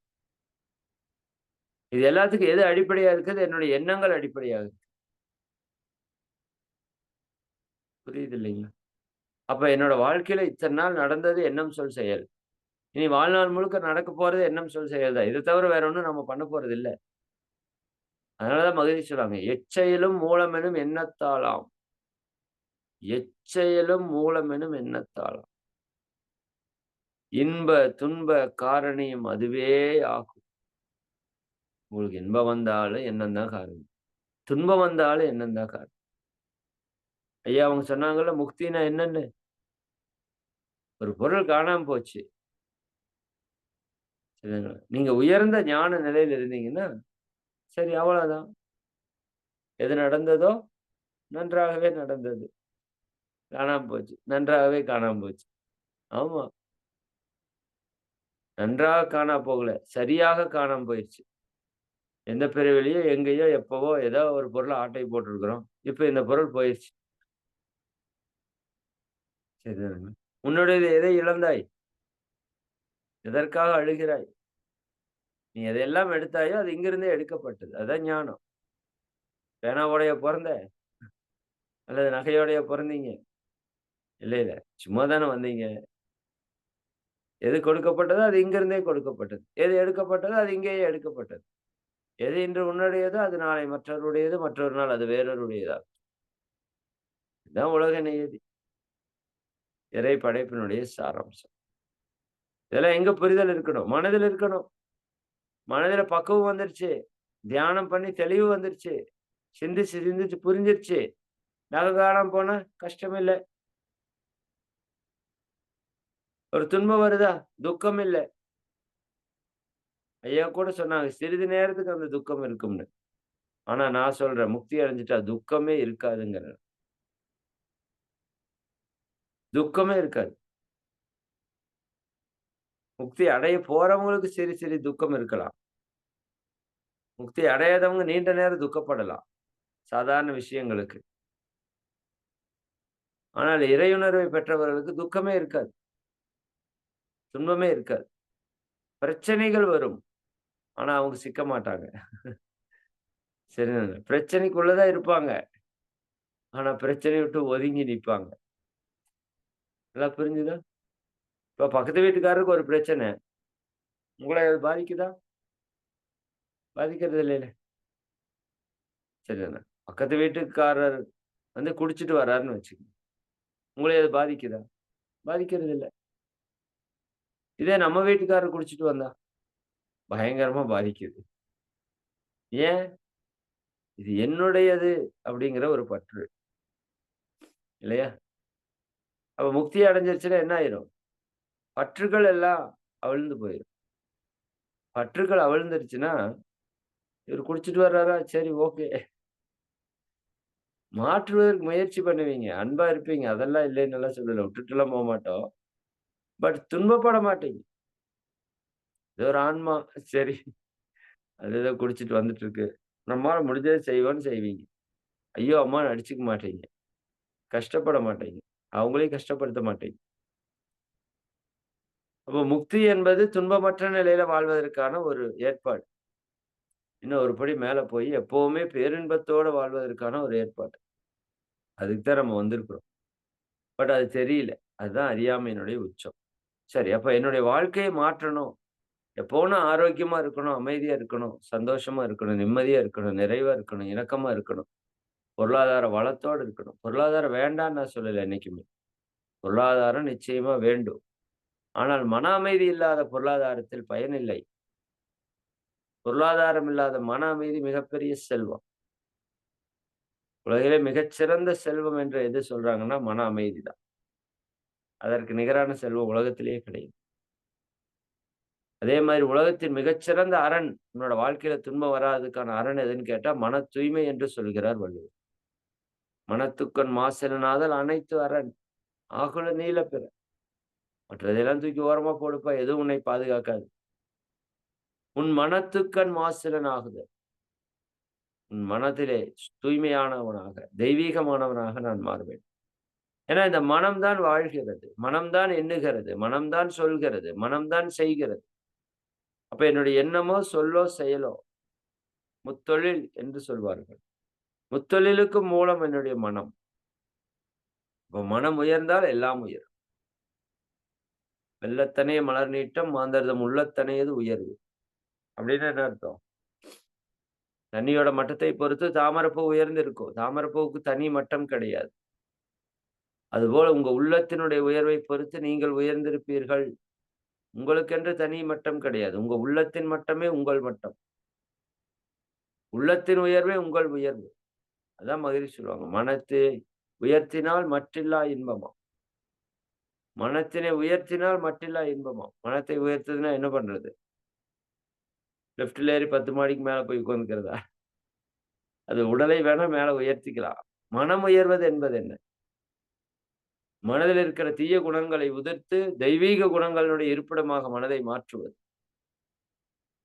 நிறை மனத்தினுடைய தொகுப்பாக, பொறுமையினுடைய இடமாக, அன்பினுடைய வெளிப்பாடாக, கருணையினுடைய வெளிப்பாடாக, ஈகையினுடைய வெளிப்பாடாக, கற்பு நெறி, மன்னிக்கக்கூடிய தெய்வீக குணத்தை கொண்டதாக, நேர்மறை கொண்டதாக, நேர்மை உணர்வு கொண்டதாக, உண்மையை சொல்லக்கூடியதாக, இப்படி நற்குணங்களுடைய தொகுப்பாக என்னுடைய மனதை மாற்றுவதுதான் மனத்தினை உயர்த்தினால் மட்டில்லா இன்பமா. யோசித்து பாருங்க. இன்னைக்கு நாம சாப்பிட்டு இருக்கிற சாப்பாடு எத்தனையோ பேருக்கு கனவாக இருக்கிறது. சும்மா சொல்லல. இன்னைக்கு நம்ம குடிக்கிற தண்ணி எத்தனையோ பேருக்கு கனவாக இருக்கிறது. நம்ம வாழ்ற வீடு வாடகை வீடா இருந்தாலும் பல பேருக்கு அது கனவாக இருக்கிறது. நமக்கு கிடைத்த தொழில் பல பேருக்கு கனவாக இருக்கிறது. எத்தனை பேருக்கு கிடைக்கல? சிந்தித்து பாருங்க. இப்ப மனம் உயரணும். நான் நல்லா இருக்கிறேன். நான் ஆரோக்கியமா இருக்கிறேன். நான் மகிழ்ச்சியா இருக்கிறேன். எனக்கு எல்லாமே கிடைச்சிருக்கு. இறைவா நன்றி. நான் நிறைவா இருக்கிறேன். சரியா? இது என்ன இருக்குது? மனத்தினை உயர்த்தினால் மட்டில்லா இன்பமாம். மனத்தினை தாழ்த்திட மயக்கத்தால் துன்பம். எனக்கு ஒண்ணுமே இல்ல. குழம்புறது. எப்ப பார்த்தாலும் குறை பேசிக்கிட்டே இருக்கிறது. இல்லையா? பேராசை பிடிச்சு தெரியுறது, கோபப்படுறது, கவலைப்படுறது, வெறுக்கிறது. தன்னை உயர்வாகவோ தாழ்வாக நினைத்துக் கொள்வது, மற்றவங்களை உயர்வாகவோ தாழ்வாகவோ நினைத்து கவலைப்படுவது, எதிர்காலத்தை நினைத்து பயம். இதெல்லாம் எங்க இருக்குது? மனசுல இருக்கு. மனதிலே உளையலாம் மற்றெங்கு தேடுவீர். மனத்தினை உயர்த்தினால் மற்றில்லா இன்பமா, மனத்தினை தாழ்த்திட மயக்கத்தால் துன்பமே. கடைசியா சொல்லுவார், மனம் அறிவாகிய மனிதனும் தெய்வமே. நம்ம தெய்வ நிலை அடையலாம். என்ன? மனம் அறிவாக மாற்றம் பெற வேண்டும். அப்ப நம்ம தெய்வமாகவே மாறலாம்னா அந்த மனதிற்கு எவ்வளவு பெரிய ஆற்றல் இருக்கு. மனதிற்கு அப்பால் ஒண்ணும் இல்லை. அதனாலதான் மகிழ்ச்சி சொன்னாங்க, எண்ணமே இயற்கையதன் சிகரமாகும், இயற்கையே எண்ணத்தில் அடங்கி போ. எண்ணமே இயற்கையதன் இயற்கைனா என்ன? இந்த பிரபஞ்சம் தான் இயற்கை. இந்த பூமி இயற்கை, இந்த பிரபஞ்சம் இயற்கை. இந்த இயற்கையினுடைய உச்ச சிகரம் எது? எண்ணம். மனித மனதில் இருந்து வரக்கூடிய எண்ணங்கள். அதான் இறைவனுடைய உச்சகட்ட படைப்பு, உச்சகட்ட தன்மாற்றம், உச்சகட்ட ஆற்றல். எண்ணமே இயற்கையதன் சிகரமாகும், இயற்கையே எண்ணத்தில் அடங்கி போ. இந்த எண்ணத்துக்கு அவ்வளவு பெரிய ஆற்றல். நம்ம எண்ணத்துக்கு நீங்க படிச்சவங்களா இருங்க, படிக்காதவங்களா இருங்க, ஏழையா இருங்க, பணக்காரங்களா இருங்க, ஆணா இருங்க, பெண்ணா இருங்க, அழகா இருங்க, அழகு இல்லாம இருங்க, கருப்பா இருங்க, வெள்ளையா இருங்க, குட்டையா இருங்க, நெட்டையா இருங்க. பட் உங்களுடைய மனதினுடைய ஆற்றல் எல்லாம் ஒன்றுங்கிறது புரிஞ்சுக்கோங்க. அது இயற்கையவே கட்டுப்படுத்தக்கூடிய சக்தி நம்ம மனதுக்கு இருக்கு. மழை பெய்யும்னா பெய்யும், மழை நில்லுன்னா நிக்கும். அப்படித்தானே? அவ்வளவு ஆற்றல் உங்க மனசுக்கு என் மனசுக்கு இருக்கு. அது இன்னும் பக்குவப்படுத்தாம வச்சுட்டு இருக்கும். இயற்கையே எண்ணத்தில் அடங்கிப்போம். எண்ணத்தில் நிலை காட்ட முடிவதில்லை. எண்ணத்தில் நிலைச்சிருக்க முடியல. இல்லை என்று சொல்லவும் யாரும் இல்லை. எண்ணம் இல்லைன்னு யாரும் சொல்ல முடியாது. சரிங்களா? எண்ணம் இயற்கை சக்திகளினூடே செயற்கை கருவிகளை எல்லாம் இயக்கும் சக்தி. இயற்கை செயற்கை எல்லாவற்றுக்கும் அடிப்படையாக இருக்கிறது எண்ணங்கள் தான். எச்செயலும் மூலமெனும் எண்ணத்தாலாம். எந்த செயலும் மூலமென எண்ணத்தாலாம். எண்ணம் இல்லைன்னா யோசிச்சு பாருங்க. காலையில எந்திரிக்கலாம்னு எண்ணம் இல்லாட்டி எந்திரிக்கல. தூங்கலாம்னு எண்ணம் வந்தா தானே தூங்குறீங்க. இப்ப இந்த நிகழ்ச்சிக்கு வரலான்னு எண்ணம் காட்டி தானே வந்தீங்க. நிகழ்ச்சி முடிச்சுட்டு என்ன செய்யலாம்னு நெனச்சா தானே போவீங்க. இந்த கட்டட வீடு உங்க வீடு கட்டலாம்னு நெனச்சங்காட்டி தானே கட்டுனீங்க. ஒரு காலை சக்கர ஐயா நடத்தலாம்னு நெனச்சங்காட்டி தான் நடத்துறாங்க. நான் வந்து பேசலாம்னு நெனச்சங்காட்டி தானே பேசுறேன். கல்யாணம் பண்ணிக்கலாம்னு நெனச்சங்காட்டி தானே பண்ணிக்கிட்டோம். குழந்தை பெத்துக்கலாம்னு நெனச்சங்காட்டி தானே பெத்துக்கிட்டோம். சொல்லுங்க. வாழலாம்னு நெனச்சங்காட்டி தானே வாழ்றோம். நெறைய பேர் சாகலாம்னு நெனச்சா செத்து போயிடுறானே. எண்ணம் தானே வாழ்க்கை. எண்ணம் அழகானால் எல்லாம் அழகாகும். எண்ணம் ஜெயமானால் எல்லாம் ஜெயமாகும். ம். எண்ணம் போல் வாழ்க்கை. இத அடிக்கடி சிந்திக்கணும் மனிதன். இததான் மனிதன் சிந்திக்கணும். எண்ணத்தை மாற்றி எல்லாம் மாறுங்கிறத மகான்களோட கான்செப்ட். நம்ம எல்லாத்தையும் மாத்துற எண்ணத்தை மாத்த மாட்டேங்கிறோம். உண்மையான்னு பாருங்க. சரிங்களா? எண்ணத்தை மாத்துனா எல்லாம் மாறுன்னு சொல்றோம். இவன் எல்லாத்தையும் மாத்துறான். ஆனா எண்ணத்தை மட்டும் மாத்தவே மாட்டேங்கிறான். மனதை மட்டும் மாற்றவே இல்லை. எச்சையிலும் மூலமெனும் எண்ணத்தாலாம் இன்ப துன்ப காரணியும் அதுவே ஆகும். இன்ப துன்பத்துக்கு அதுதான் காரணம். அப்ப எனக்கு இன்பம் தான் வரணும், துன்பம் வேண்டாம்னா எண்ணம் மாறாம எதுவும் மாறாது. விதையில மாற்றம் வராம செடியிலயோ, மரத்திலயோ, கனியிலயோ, காயிலயோ மாற்றம் வராது இல்லையா? விதைதான் எண்ணம். சரிங்களா? அதைத்தான் வள்ளுவர் சொல்றாரு. உள்ளுவதெல்லாம் உயர்வுள்ளது. நினைக்கிறது நல்லதா நினை, பெருசா நினை, உயர்ந்ததா நினை. அற்பமாக நினைக்காதே. இல்லையா? அப்ப நம்மகிட்ட எண்ணம் எப்படி இருக்குது அப்படிங்கிறத நம்ம அனலைஸ் பண்ணணும். எண்ணம் போல வாழ்க்கைன்னு தெரிஞ்சு போச்சு. எண்ணத்துக்கு அபரிவிதமான ஆற்றல் இருக்கிறதும் புரிஞ்சு போச்சு. உண்ணும் உணவு உடல் மட்டும் பாயும், எண்ணும் எண்ணம் எங்கும் பாயும். எங்கும் பாயும். எங்கும்னா சூரியனை போகணும்னா சூரியன் போயிடும். இந்த உலகத்துல விஞ்ஞானத்துல மிக வேகமாக செல்லக்கூடிய ஒன்று அப்படின்னு கண்டுபிடிச்சாங்க. எதுனா நம்மளோட லைட், ஒளி அலைகள், லைட் வேவ், வெளிச்சம் இருக்கு இல்லையா? டார்ச் லைட் மாதிரி அடிக்கிறோம்ல அந்த வெளிச்சம், ஒளி அலைகள் எவ்வளவு ஃபாஸ்டா போகும் தெரியுங்களா? 1,86,000 மைல் கிராஸ் பண்ணிருக்கு இப்போ. கிட்டத்தட்ட 3 லட்சம் கிலோமீட்டர் டிராவல் பண்ணியிருக்கோம். பூமியை 7 முறை சுத்தி இருக்கும் நொடிக்குள்ள. அப்ப அது எவ்வளவு வேகமா டிராவல் பண்ணுதுன்னு பாருங்க. இந்த ஒளி சூரியன்ல கிளம்பி பூமிக்கு வருது டெய்லி. வந்துட்டே இருக்கு எப்பவுமே. எவ்வளவு நேரம் ஆகும் தெரியுமா? சூரியன்ல கிளம்பி அந்த ஒளி அலை அங்கிருந்து பூமிக்கு வந்து ரீச் ஆனோம்னா 8.26 நொடிகள், 8.5 நிமிஷம் ஆகும். எவ்வளவு ஸ்பீடில் வந்தா? ஒரு செகண்டுக்கு 3 லட்சம் கிலோமீட்டர் வேகத்துல வந்துச்சுன்னா தான் 8.5 நிமிஷம் ஆகும். ஏன்னா பூமிக்கும் சூரியனுக்கு இருக்கிற டிஸ்டன்ஸ் 9 கோடி மைல். கிட்டத்தட்ட 14, 15 கோடி கிலோமீட்டர் கடந்து வருது. அது அவ்வளவு தூரம் டிராவல் பண்றதுக்கு 8.5 நிமிஷம் ஆகும். பட் உங்க மனசு நினைச்சா வித்தின் அ செகண்ட்ல சூரியனுக்கு போயிடும். வித்தின் அ செகண்ட்ல பிரபஞ்சத்துக்கே போயிடும். பிரபஞ்சத்துக்கே போயிடும். உண்ணும் உணவு உடல் மட்டும் பாயும், எண்ணும் எண்ணம் எங்கும் பாயும். கவனமா இருக்கணும் எண்ணத்துல. உங்க வாழ்க்கையை மாற்றணும்னா எண்ணம் ஒன்றுதான் வழி. வேற வழியே கிடையாது. புரியுதுங்களா? இப்ப எண்ணம் எவ்வளவு தூரத்துக்கு பயணிக்குது? பிரபஞ்சம் முழுக்க பயணிக்குது. நாம நினைச்சிட்டு இருக்கிற ஏதோ நம்ம மனசுல இருக்கிற எண்ணம் நமக்கு தான் தெரியும். அப்படி கிடையாது. நீங்க நினைக்கிற ஒவ்வொரு எண்ணமும் பிரபஞ்சம் முழுக்க செல்கிறது. அந்த சக்தி இருக்கிறவங்க அதை அனலைஸ் பண்ணி கண்டுபிடிக்க முடியும். நீங்கள் எண்ணுவது உங்களுக்குள் பதிவாகிறது. உங்க ஜீவகாந்தத்திலே பதிவாகிறது. இந்த வான்காந்தத்திலும் பதிவாகிறது. உங்கள் எண்ணங்களை பிறரால் கண்டறிய முடியும். அந்த அளவுக்கு ஆற்றல் இருக்கு நம்மகிட்ட. மற்றவர்களுடைய எண்ணத்தை நம்மால் உணர முடியும். அந்த அளவுக்கு நம் மனதிற்கு பக்குவம் இருக்கு. ஏன்னா மத்தவங்க மனசுல என்ன அலைகளா நினைக்கிறாங்க. அந்த எண்ண அலைகள் பிரபஞ்சம் முழுக்க விரிஞ்சுதான் இருக்கு.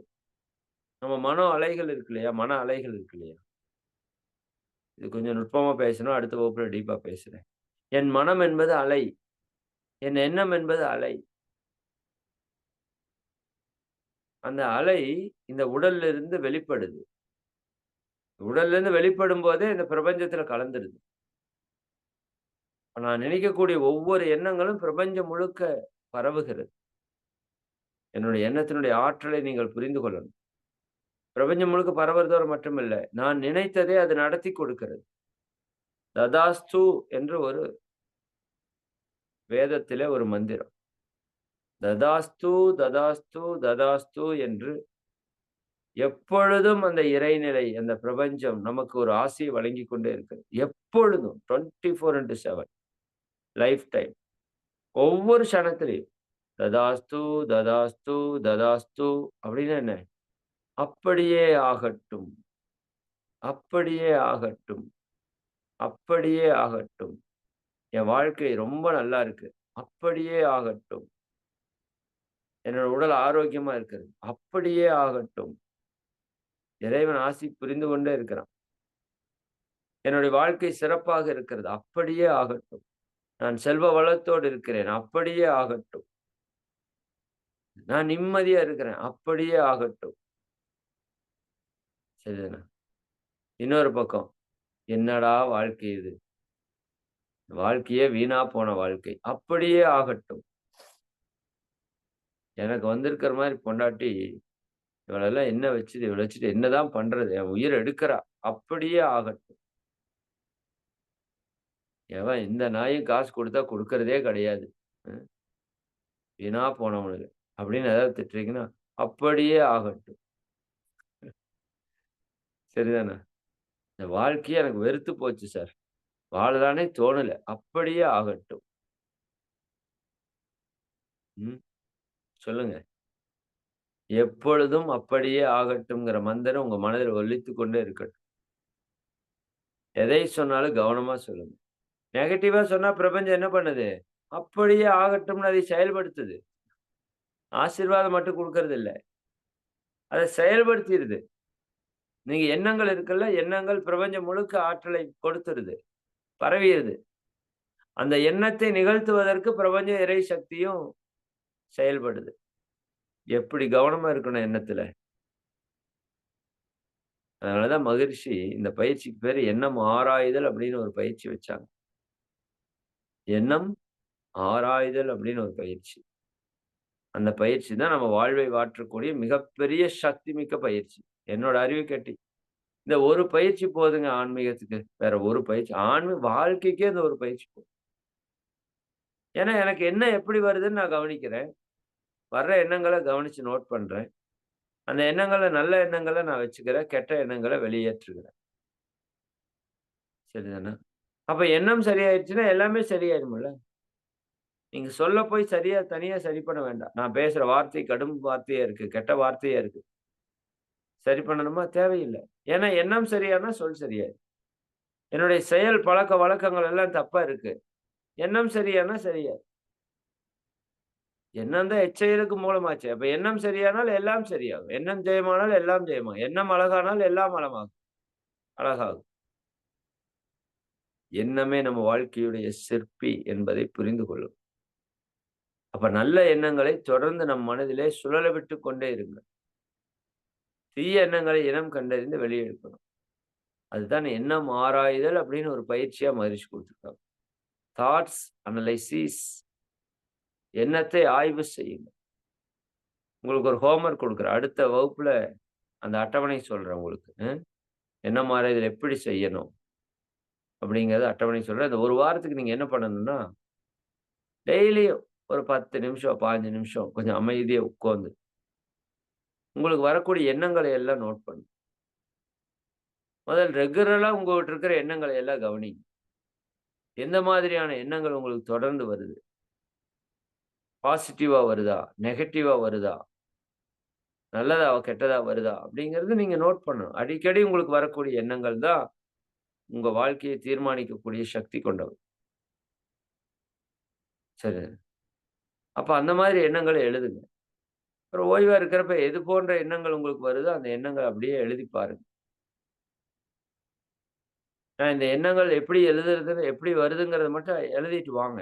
அடுத்த வாரம் அந்த எண்ணங்கள அட்டவணை போட்டு பிரிச்சு, எது தேவை, எது தேவையில்லைன்னு பிரிச்சு நம்ம வாழ்க்கையில செயல்படுத்தணும். ரொம்ப சிம்பிளான பிராக்டிஸ். பட் செய்யறதுக்கு சேலஞ்சான பிராக்டிஸ். டெய்லியும் என்ன வேணா பண்ணிடலாம். ஆனா ஒரு 10 நிமிஷம் நம்ம எண்ணத்த கவனிக்கிறதுங்கிறது அவ்வளோ சீக்கிரம் நடக்காது. பட் நீங்க வைராக்கியமா செய்யணும். இத செஞ்சுட்டீங்க, வாழ்க்கையில மாற்றம் தான். மாற்று கருத்தே கிடையாது. அந்த அளவுக்கு ஒரு பவர்ஃபுல்லான பிராக்டிஸ் தான் எண்ணம் ஆராய்தல். அத செய்யும்போது நம்ம வாழ்க்கையில நிச்சயமா மிகப்பெரிய மாபெரும் மாற்றம் ஏற்படும். அதனால இந்த 1 வீக்குக்கு சாயங்காலம் உட்காந்து ஒரு 10 நிமிஷம் சாயங்காலமோ, உங்களுக்கு ஓய்வா இருக்கிற நேரத்திலயோ, எந்த மாதிரி எண்ணங்கள் வருதுங்கிறத நோட் பண்ணிட்டு வாங்க. நம்ம அடுத்த வாரம் அது எப்படி ஆய்வு செய்யறதுங்கிறத பார்ப்போம். மிக மகிழ்ச்சி. அனைவருக்கும் நன்றி. வாழ்க வளமுடன். வாழ்க வளமுடன். அருட்பேராற்றல் கருணையினால் நீங்களும் உங்கள் அன்பு குடும்ப உறுப்பினர்கள் அனைவரும் உடல் நலம், நீல ஆயுள், நிறை செல்வம், உயர் புகழ், மெஞ்ஞானம் ஓங்கி, இறை உணர்வு, அறநெறி, கல்வி, தனம், தானியம், இளமை, வலிவு, துணிவு, நன்மக்கட்பேர், அறிவிலுயர்ந்தோர் நட்பு, அன்புடைமை, அகத்தவம், அழகு, புகழ், மனித மதிப்புணர்ந்து ஒழுகும் பண்பு, பொறையுடைமை எனும் பேர் 16ம் பெற்று பெருவாழ்வு வாழ்க. வாழ்க வளமுடன். வாழ்க வளம். வாழ்க வளம். வாழ்க வளமுடன். அனைவருக்கும் நன்றி. மிக்க மகிழ்ச்சி. வாழ்க வளம். ஐயா நிறைவு செய்து கொள்ளலாம். நன்றி நன்றி. நன்றிங்க ஐயா.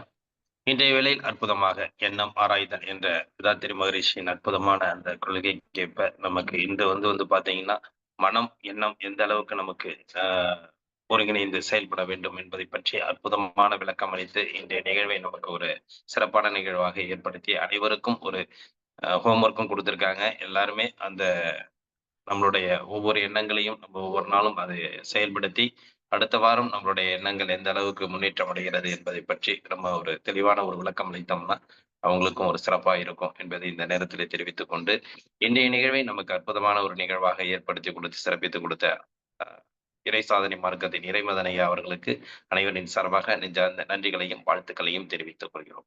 நன்றிங்க ஐயா.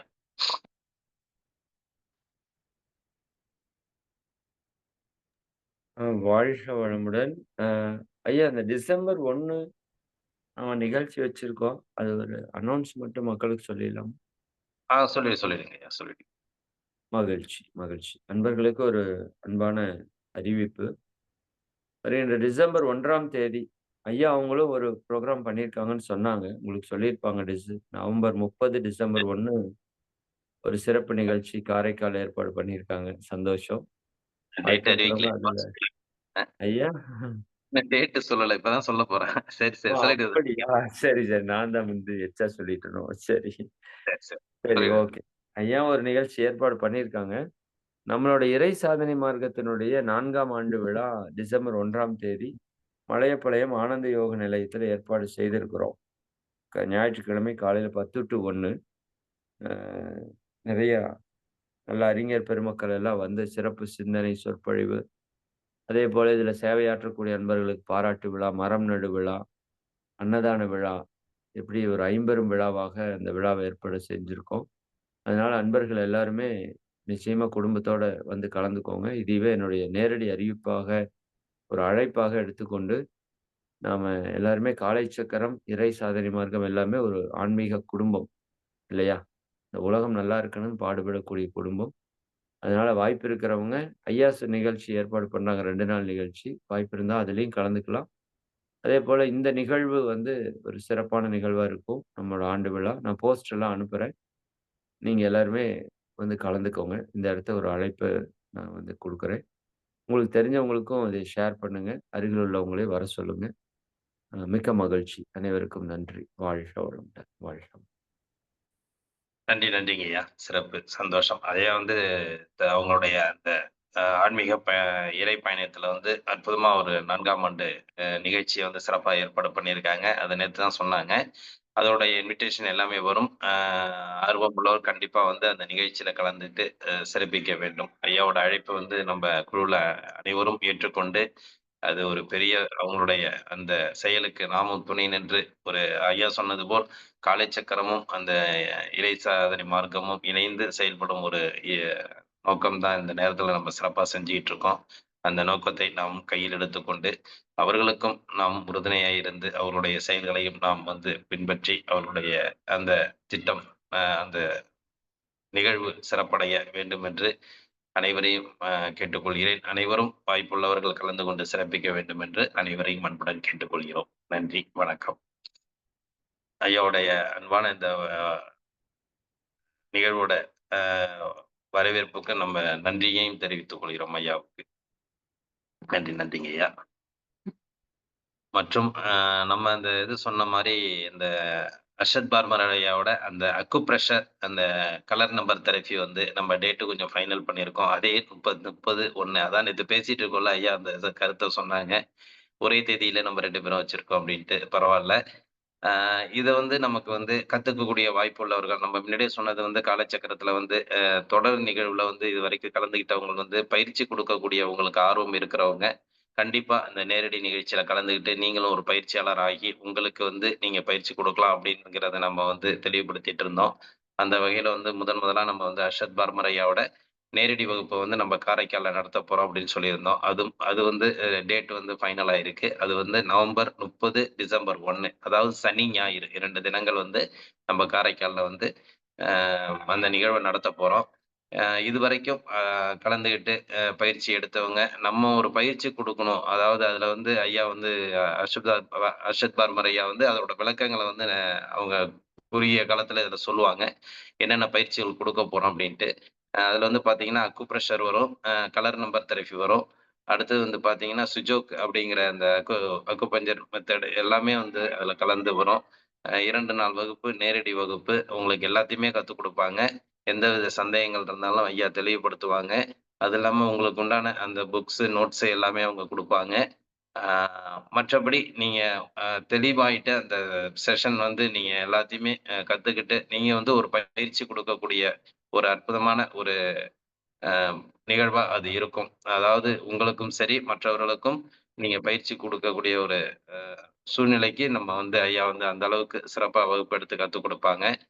அடுத்தது வந்து பார்த்தீங்கன்னா, அவங்க இந்த நிகழ்ச்சியில கலந்துகிட்டவங்களுக்கு கலந்துகிட்டதுக்கு உண்டான சான்றிதழும் வழங்குவாங்க. அவங்க அழகா பார்த்து அந்த யுனிவர்சிட்டியோட சான்றிதழும் வழங்குறதா சொல்லியிருக்காங்க. அதுக்குண்டான தொகை மற்றும் ம் அ நேரங்கள் வந்து நான் அந்த குழுவுல நான் அறிவிச்சுர்றேன் உங்களுக்கு. இன்னைக்கே நான் அந்த குழுவுல குடுத்துருவேன். அத நீங்க கண்டிப்பா பார்த்துட்டு, இதுல என்னன்னா நம்ப எத்தன பேர் வர்றீங்கங்கிறது கொஞ்சம் இம்பார்ட்டன்ட். அத நான் கொஞ்சம் குயிக்கா நீங்க சொல்லிட்டீங்கன்னா தேவல்ல. ஏன்னா நெறைய விஷயங்கள் ஏன்னா அந்த சர்டிஃபிகேட் வந்து கலந்துக்கிறது வந்து ஐயா அங்கேருந்து எடுத்துட்டு வரணும். அதுக்கு உண்டான ப்ரிப்பரேஷன்லாம் இருக்கு. அவங்க இந்த 1 வாரத்துக்குள்ளயே அவங்க கேட்கறாங்க. எத்தன பேர் கலந்துக்கிட்டாங்கன்னா, எத்தன பேர் சர்டிஃபிகேட் குடுக்கணும் அப்படிங்கிறத அவங்க கேட்கறாங்க. ஏன்னா யுனிவர்சிட்டில வந்து அவங்க அப்ளை பண்ணி வாங்குறதுக்கு டைம் ஆகும் அப்படிங்கிறதுனால. அதனால நீங்க கொஞ்சம் முன்கூட்டியே நம்ம அந்த காலச்சக்கரம் குழுவுல உள்ளவங்க, நான் குழுவுலயும் தெரியப்படுத்துறேன். இந்த காலச்சக்கரம் குழுவுல உள்ளவங்க கொஞ்சம் இமிடியேட்டா எத்தன பேர் கலந்துக்கிறீங்க அப்படிங்கிறத வந்து தெளிவுபடுத்திங்க. அதுக்குண்டான தொகை என்னங்கிற விவரங்கள் வந்து இன்னைக்குள்ள கண்டிப்பா நம்ம குழுவுல பகிர்ந்துடுவோம். காலதாமதம் வேண்டாம். மத்த நிகழ்வு மாரி காலதாமதம் பண்ணாதீங்க. ஏன்னா இது வந்து ஒரு முக்கியத்துவம் வாய்ந்தது. உங்களுக்குண்டான நிகழ்வு. காலச்சக்கரத்துல வந்து இவ்வளவு நாள் கலந்துகிட்டதற்கு உண்டான ஒரு பயனளிக்கக்கூடிய நிகழ்வு. அதனால வந்து நீங்க கலந்துகிட்டு, அ அந்த வாய்ப்ப பயன்படுத்திங்க. நம்ம அடுத்தடுத்தது எல்லா செஷனையும் நம்ப குடுக்க தான் போறோம். நேரடி வகுப்பா குடுக்க தான் போறோம். அதனால நீங்க எல்லா பயிற்சிகளையும் எடுக்கக்கூடிய வாய்ப்பு உங்களுக்கு இந்த காலச்சக்கரம் குடுக்குது. கண்டிப்பாக எல்லாரும் பயன்படுத்திங்க. இந்த நிகழ்வு முடிஞ்சதுக்கு அப்புறம் நம்ம அடுத்தது வந்து பார்த்தீங்கன்னா, காந்தி வெங்கட்ராமனோட ஐயாவோட பிராண சிகிச்சை முறைய வந்து நம்ம வந்து அதையும் நேரடி வகுப்பா நம்ம குடுக்குறதுக்கு குறுகிய காலத்துல அதையும் ஏற்பாடு பண்ண போறோம். அதனால வந்து உங்களுக்கு இந்த நிகழ்வு வந்து கண்டிப்பா பயனுள்ள நிகழ்வு. எனவே மீண்டும் மீண்டும் சொல்கிறோம். காலதாமதிக்காமல் உடனே எங்களுக்கு அத தெரியப்படுத்தி, எத்தனை நபர்கள் கலந்து கொள்ள போகிறீங்க அப்படிங்கிறத உங்களுடைய விருப்பத்த உடனே தெரிவிச்சீங்கன்னா நல்லாருக்கும். ஏன்னா வந்து சொன்ன மாதிரி இதற்குண்டான சான்றிதழ் ரெடி பண்ண வேண்டியது இருக்கு. இதுக்குண்டான அரேஞ்ச்மெண்ட்லாம் நிறைய பண்ண வேண்டியது இருக்கு. இன்னும் ஒரு 15 டேஸ் தான் டைம் இருக்கிறதுனால, நமக்கு அதுக்குண்டான விஷயங்கள் நிறைய செய்ய வேண்டியது இருக்குது. எனவே இன்று நாங்க வந்து அதாவது டேட் வந்து ஃபைனல். அதாவது 30 நவம்பர் 30 சனிக்கிழமை, டிசம்பர் 1 ஞாயிற்றுக்கிழமை. இது வந்து டேட் நம்ம கன்ஃபார்ம் பண்ணிட்டோம். காரைக்கால்ல தான் நடக்குது. ஆ தொகை மட்டும் நான் எவ்வளவுங்கிறத நான் குழுவுல பதிவிடுறேன். நன்றி, வணக்கம். இதுல உங்களுக்கு ஏதாவது சந்தேகங்கள் இருந்தா நீங்க இப்ப கேட்டு தெரிஞ்சுக்கலாம்.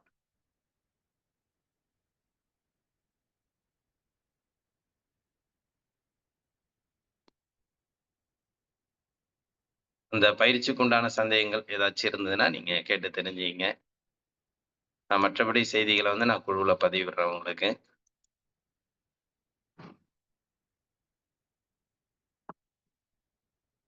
ஏன்னா நம்ப முன்னாடி குடுத்த வகையில கிட்டத்தட்ட ஒரு 10 பேர் வந்து நிகழ்ச்சியில கலந்துக்கிறதுக்கு விருப்பம் தெரிவிச்சிருக்கிறீங்க. சந்தோஷம். வணக்கம் ஐயா. வணக்கம்மா. சொல்லுங்கம்மா. ஆ இந்த நிகழ்ச்சி இது வந்து சனி, ஞாயிறு சொல்லியிருக்கீங்க. அப்ப வெள்ளிக்கிழமை அந்த மாரி வர்ற மாதிரி இருக்கணுமா? இப்ப ஆமாம்மா. நான் குடுத்துருக்க பேரு சனிக்கிழமை அன்னைக்கு காலையில நீங்க வந்துரணும். வெள்ளிக்கிழமை நைட்டு கிளம்பி சனிக்கிழமை காலையில வந்துர்ற மாரிம்மா அது.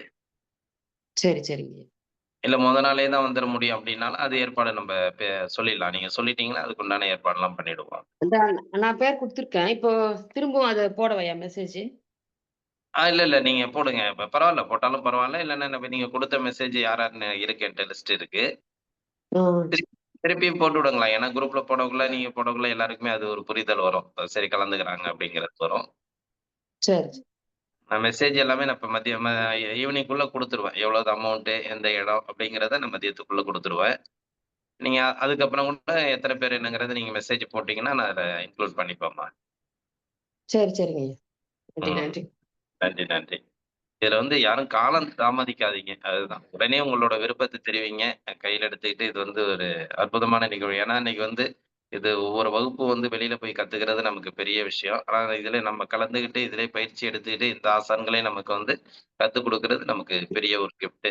திரும்பி சந்தேகங்கள் இருந்தாலும் அந்த குழுவிலே பயணிச்சுக்கிட்டு, அவங்கள்ட்ட அந்த சந்தேகத்த கேட்டுக்கலாம், தெளிவடைஞ்சுக்கலாம். அப்படிங்கிற நோக்கத்துல நம்ம சொல்றோம். அதனால தான் இந்த வகுப்பே நம்ம உங்களுக்கான வகுப்பு தான் இது. மெயின் வந்து உங்களுக்கான வகுப்பு தான். ஏன்னா வந்து இவ்வளவு நாள் கத்துக்கிட்டு இந்த நிகழ்ச்சியில வந்த நீங்களும் சரிவர பயன்படுத்திக்கணும். மத்தவங்களுக்கும் நீங்க ஒரு ட்ரீட்மெண்ட் குடுக்கணும் அப்படிங்கிற ஒரு நோக்கத்துல தான் நம்ம இது பண்றோம். அதனால ட்ரீட்மெண்ட்ங்கிறது இல்ல, ஒரு சேவை செய்யணும் அப்படிங்கிற கருத்துல தான் இத வந்து நம்ம ஏற்படுத்துறோம். கண்டிப்பா எல்லாருமே பயன்படுத்திக்கங்க. நன்றி. நன்றி, நன்றிங்க. நன்றி, நன்றி. வேற சந்தேகங்கள் இருந்தா கேட்கலாம். சந்தேகங்கள் இருக்குங்களா? நான் நிறைவு செய்யலாம். நிறைவு செய்யலாம். ஐயா வணக்கம் ஐயா. எங்களுக்கு அந்த தேத்தாங்கோட்டை அந்த அன்பருடைய நம்பர் வேணுங்க ஐயா. ஆமா, யாரு பேசுறீங்க? நாங்க இந்த பேர் கொடுத்துருக்கோம். கிருஷ்ணவேணின் பேசுறேங்கம்மா ஐயா. அந்த அன்பரோட நம்பர் வேணுங்க ஐயா. தேத்தாங்கோட்டை காப்பி பொடிக்கு. சரிம்மா. நம்ம குழுவுல இருக்கீங்களம்மா? காலைச்சக்கரத்து குழுவுல? குழுவில் இருக்கிறோங்க.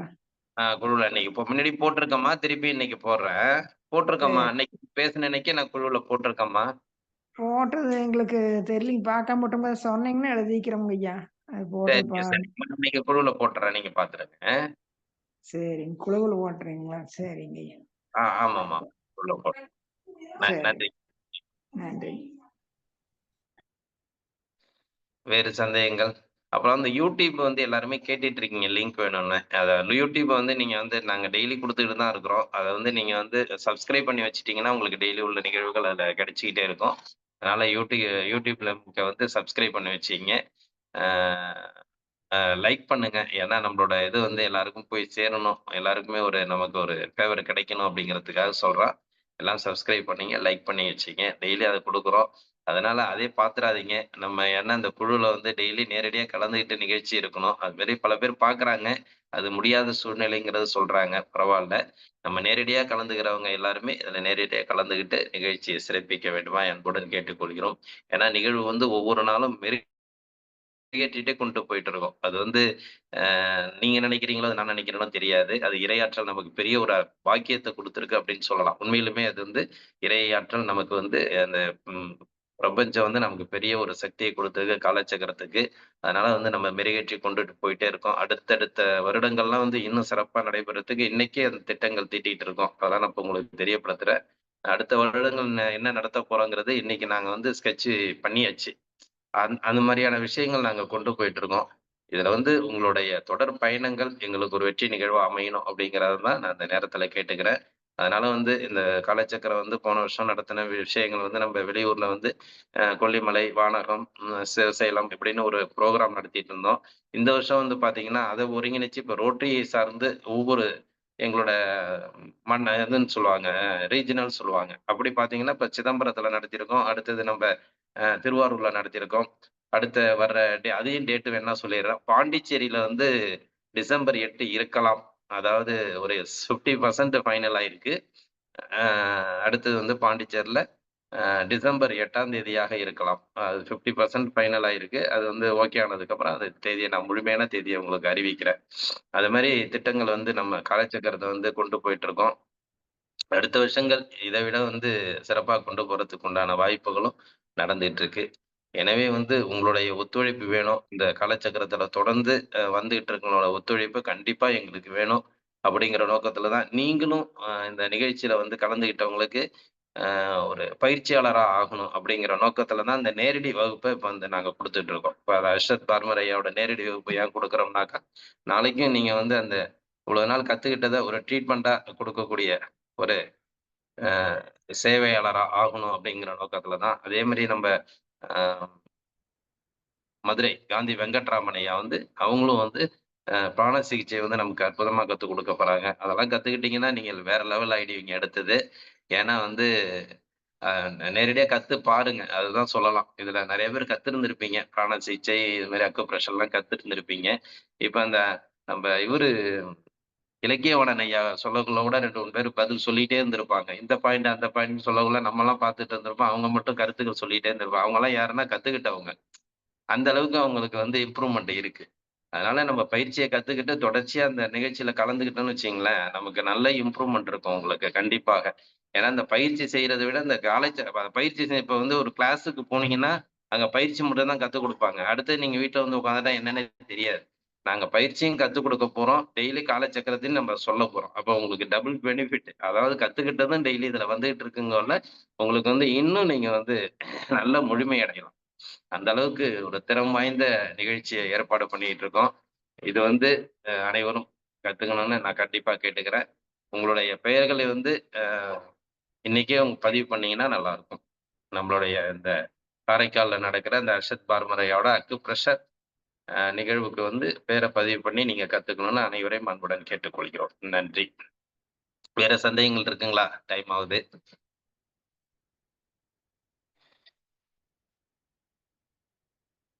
அன்மியூட் பண்ணிட்டு பேசலாமே. எல்லாம் அன்மியூட் ஆயிடுச்சுல்ல? ஓகே. சரி, ஓகே. நன்றி. அனைவரும் நீங்க குழுவிலேயே தெரிவிங்க. நான் மத்த விஷயங்கள் நான் குழுவுல குடுத்துர்றேன். இந்த நிகழ்வை நமக்கு சிறப்பாக நடத்திக் கொண்டிருக்கும் ரோட்டரி மாவட்டம் 2982 மாவட்ட ஆளுநர் ரொட்டேரியன் எஸ். பாஸ்கரன் அவர்களுக்கும் மற்றும் இன்று நமக்கு ஆசனங்களையும் பயிற்சிகளையும் இன்று நமக்கு இந்த நிகழ்வை இணைந்து வழங்கி சிறப்பித்த பாபநாசம் ரோட்டரி சங்கத்திற்கும் மற்றும் ஆசனங்களையும் பயிற்சிகளையும் அளித்த ஆசான் நல்லசிவம் ஐயா அவர்களுக்கும் இந்த நிகழ்வில் இன்று சிறப்பு விருந்தினராக கலந்து கொண்டு சிறப்பித்துக் கொடுத்த இறை சாதனை மார்க்கத்தை நிறைவேற்றின ஐயா அவர்களுக்கும் மற்றும் நிகழ்ச்சியிலே கலந்து கொண்டு சிறப்பித்துக் கொண்டிருக்கும் அனைத்து நல்லுள்ளங்களுக்கும் இந்த காலை வேளையிலே நன்றிகளையும் வாழ்த்துக்களையும் தெரிவித்துக் கொண்டு இன்றைய நிகழ்வை இத்துடன் நிறைவு செய்து மீண்டும் நாளை காலை நல்லதொரு நிகழ்வை சந்திப்போம் என்று நன்றி கூறி விடைபெறுகிறோம். நன்றி, வணக்கம். வாழ்க வளமுடன், வாழ்க வளமுடன், வாழ்க நலம். வாழ்க வளமுடன். நன்றிங்க ஐயா. நன்றிங்கம்மா. வணக்கம். வணக்கம் ஐயா.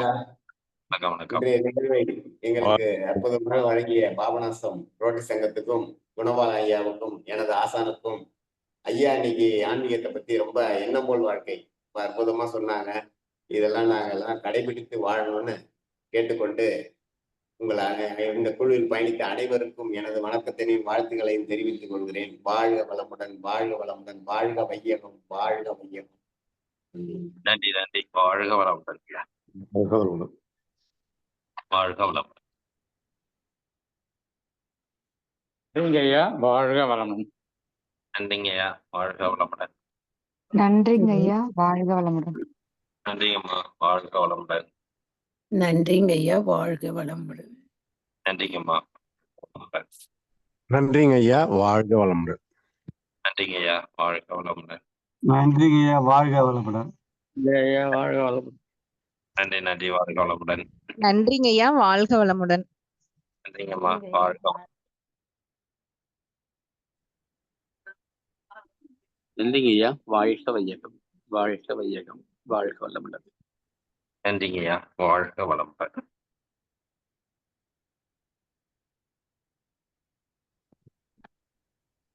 குழுவில் உள்ள அனைவருக்கும் நன்றி, வாழ்க வளமுடன்.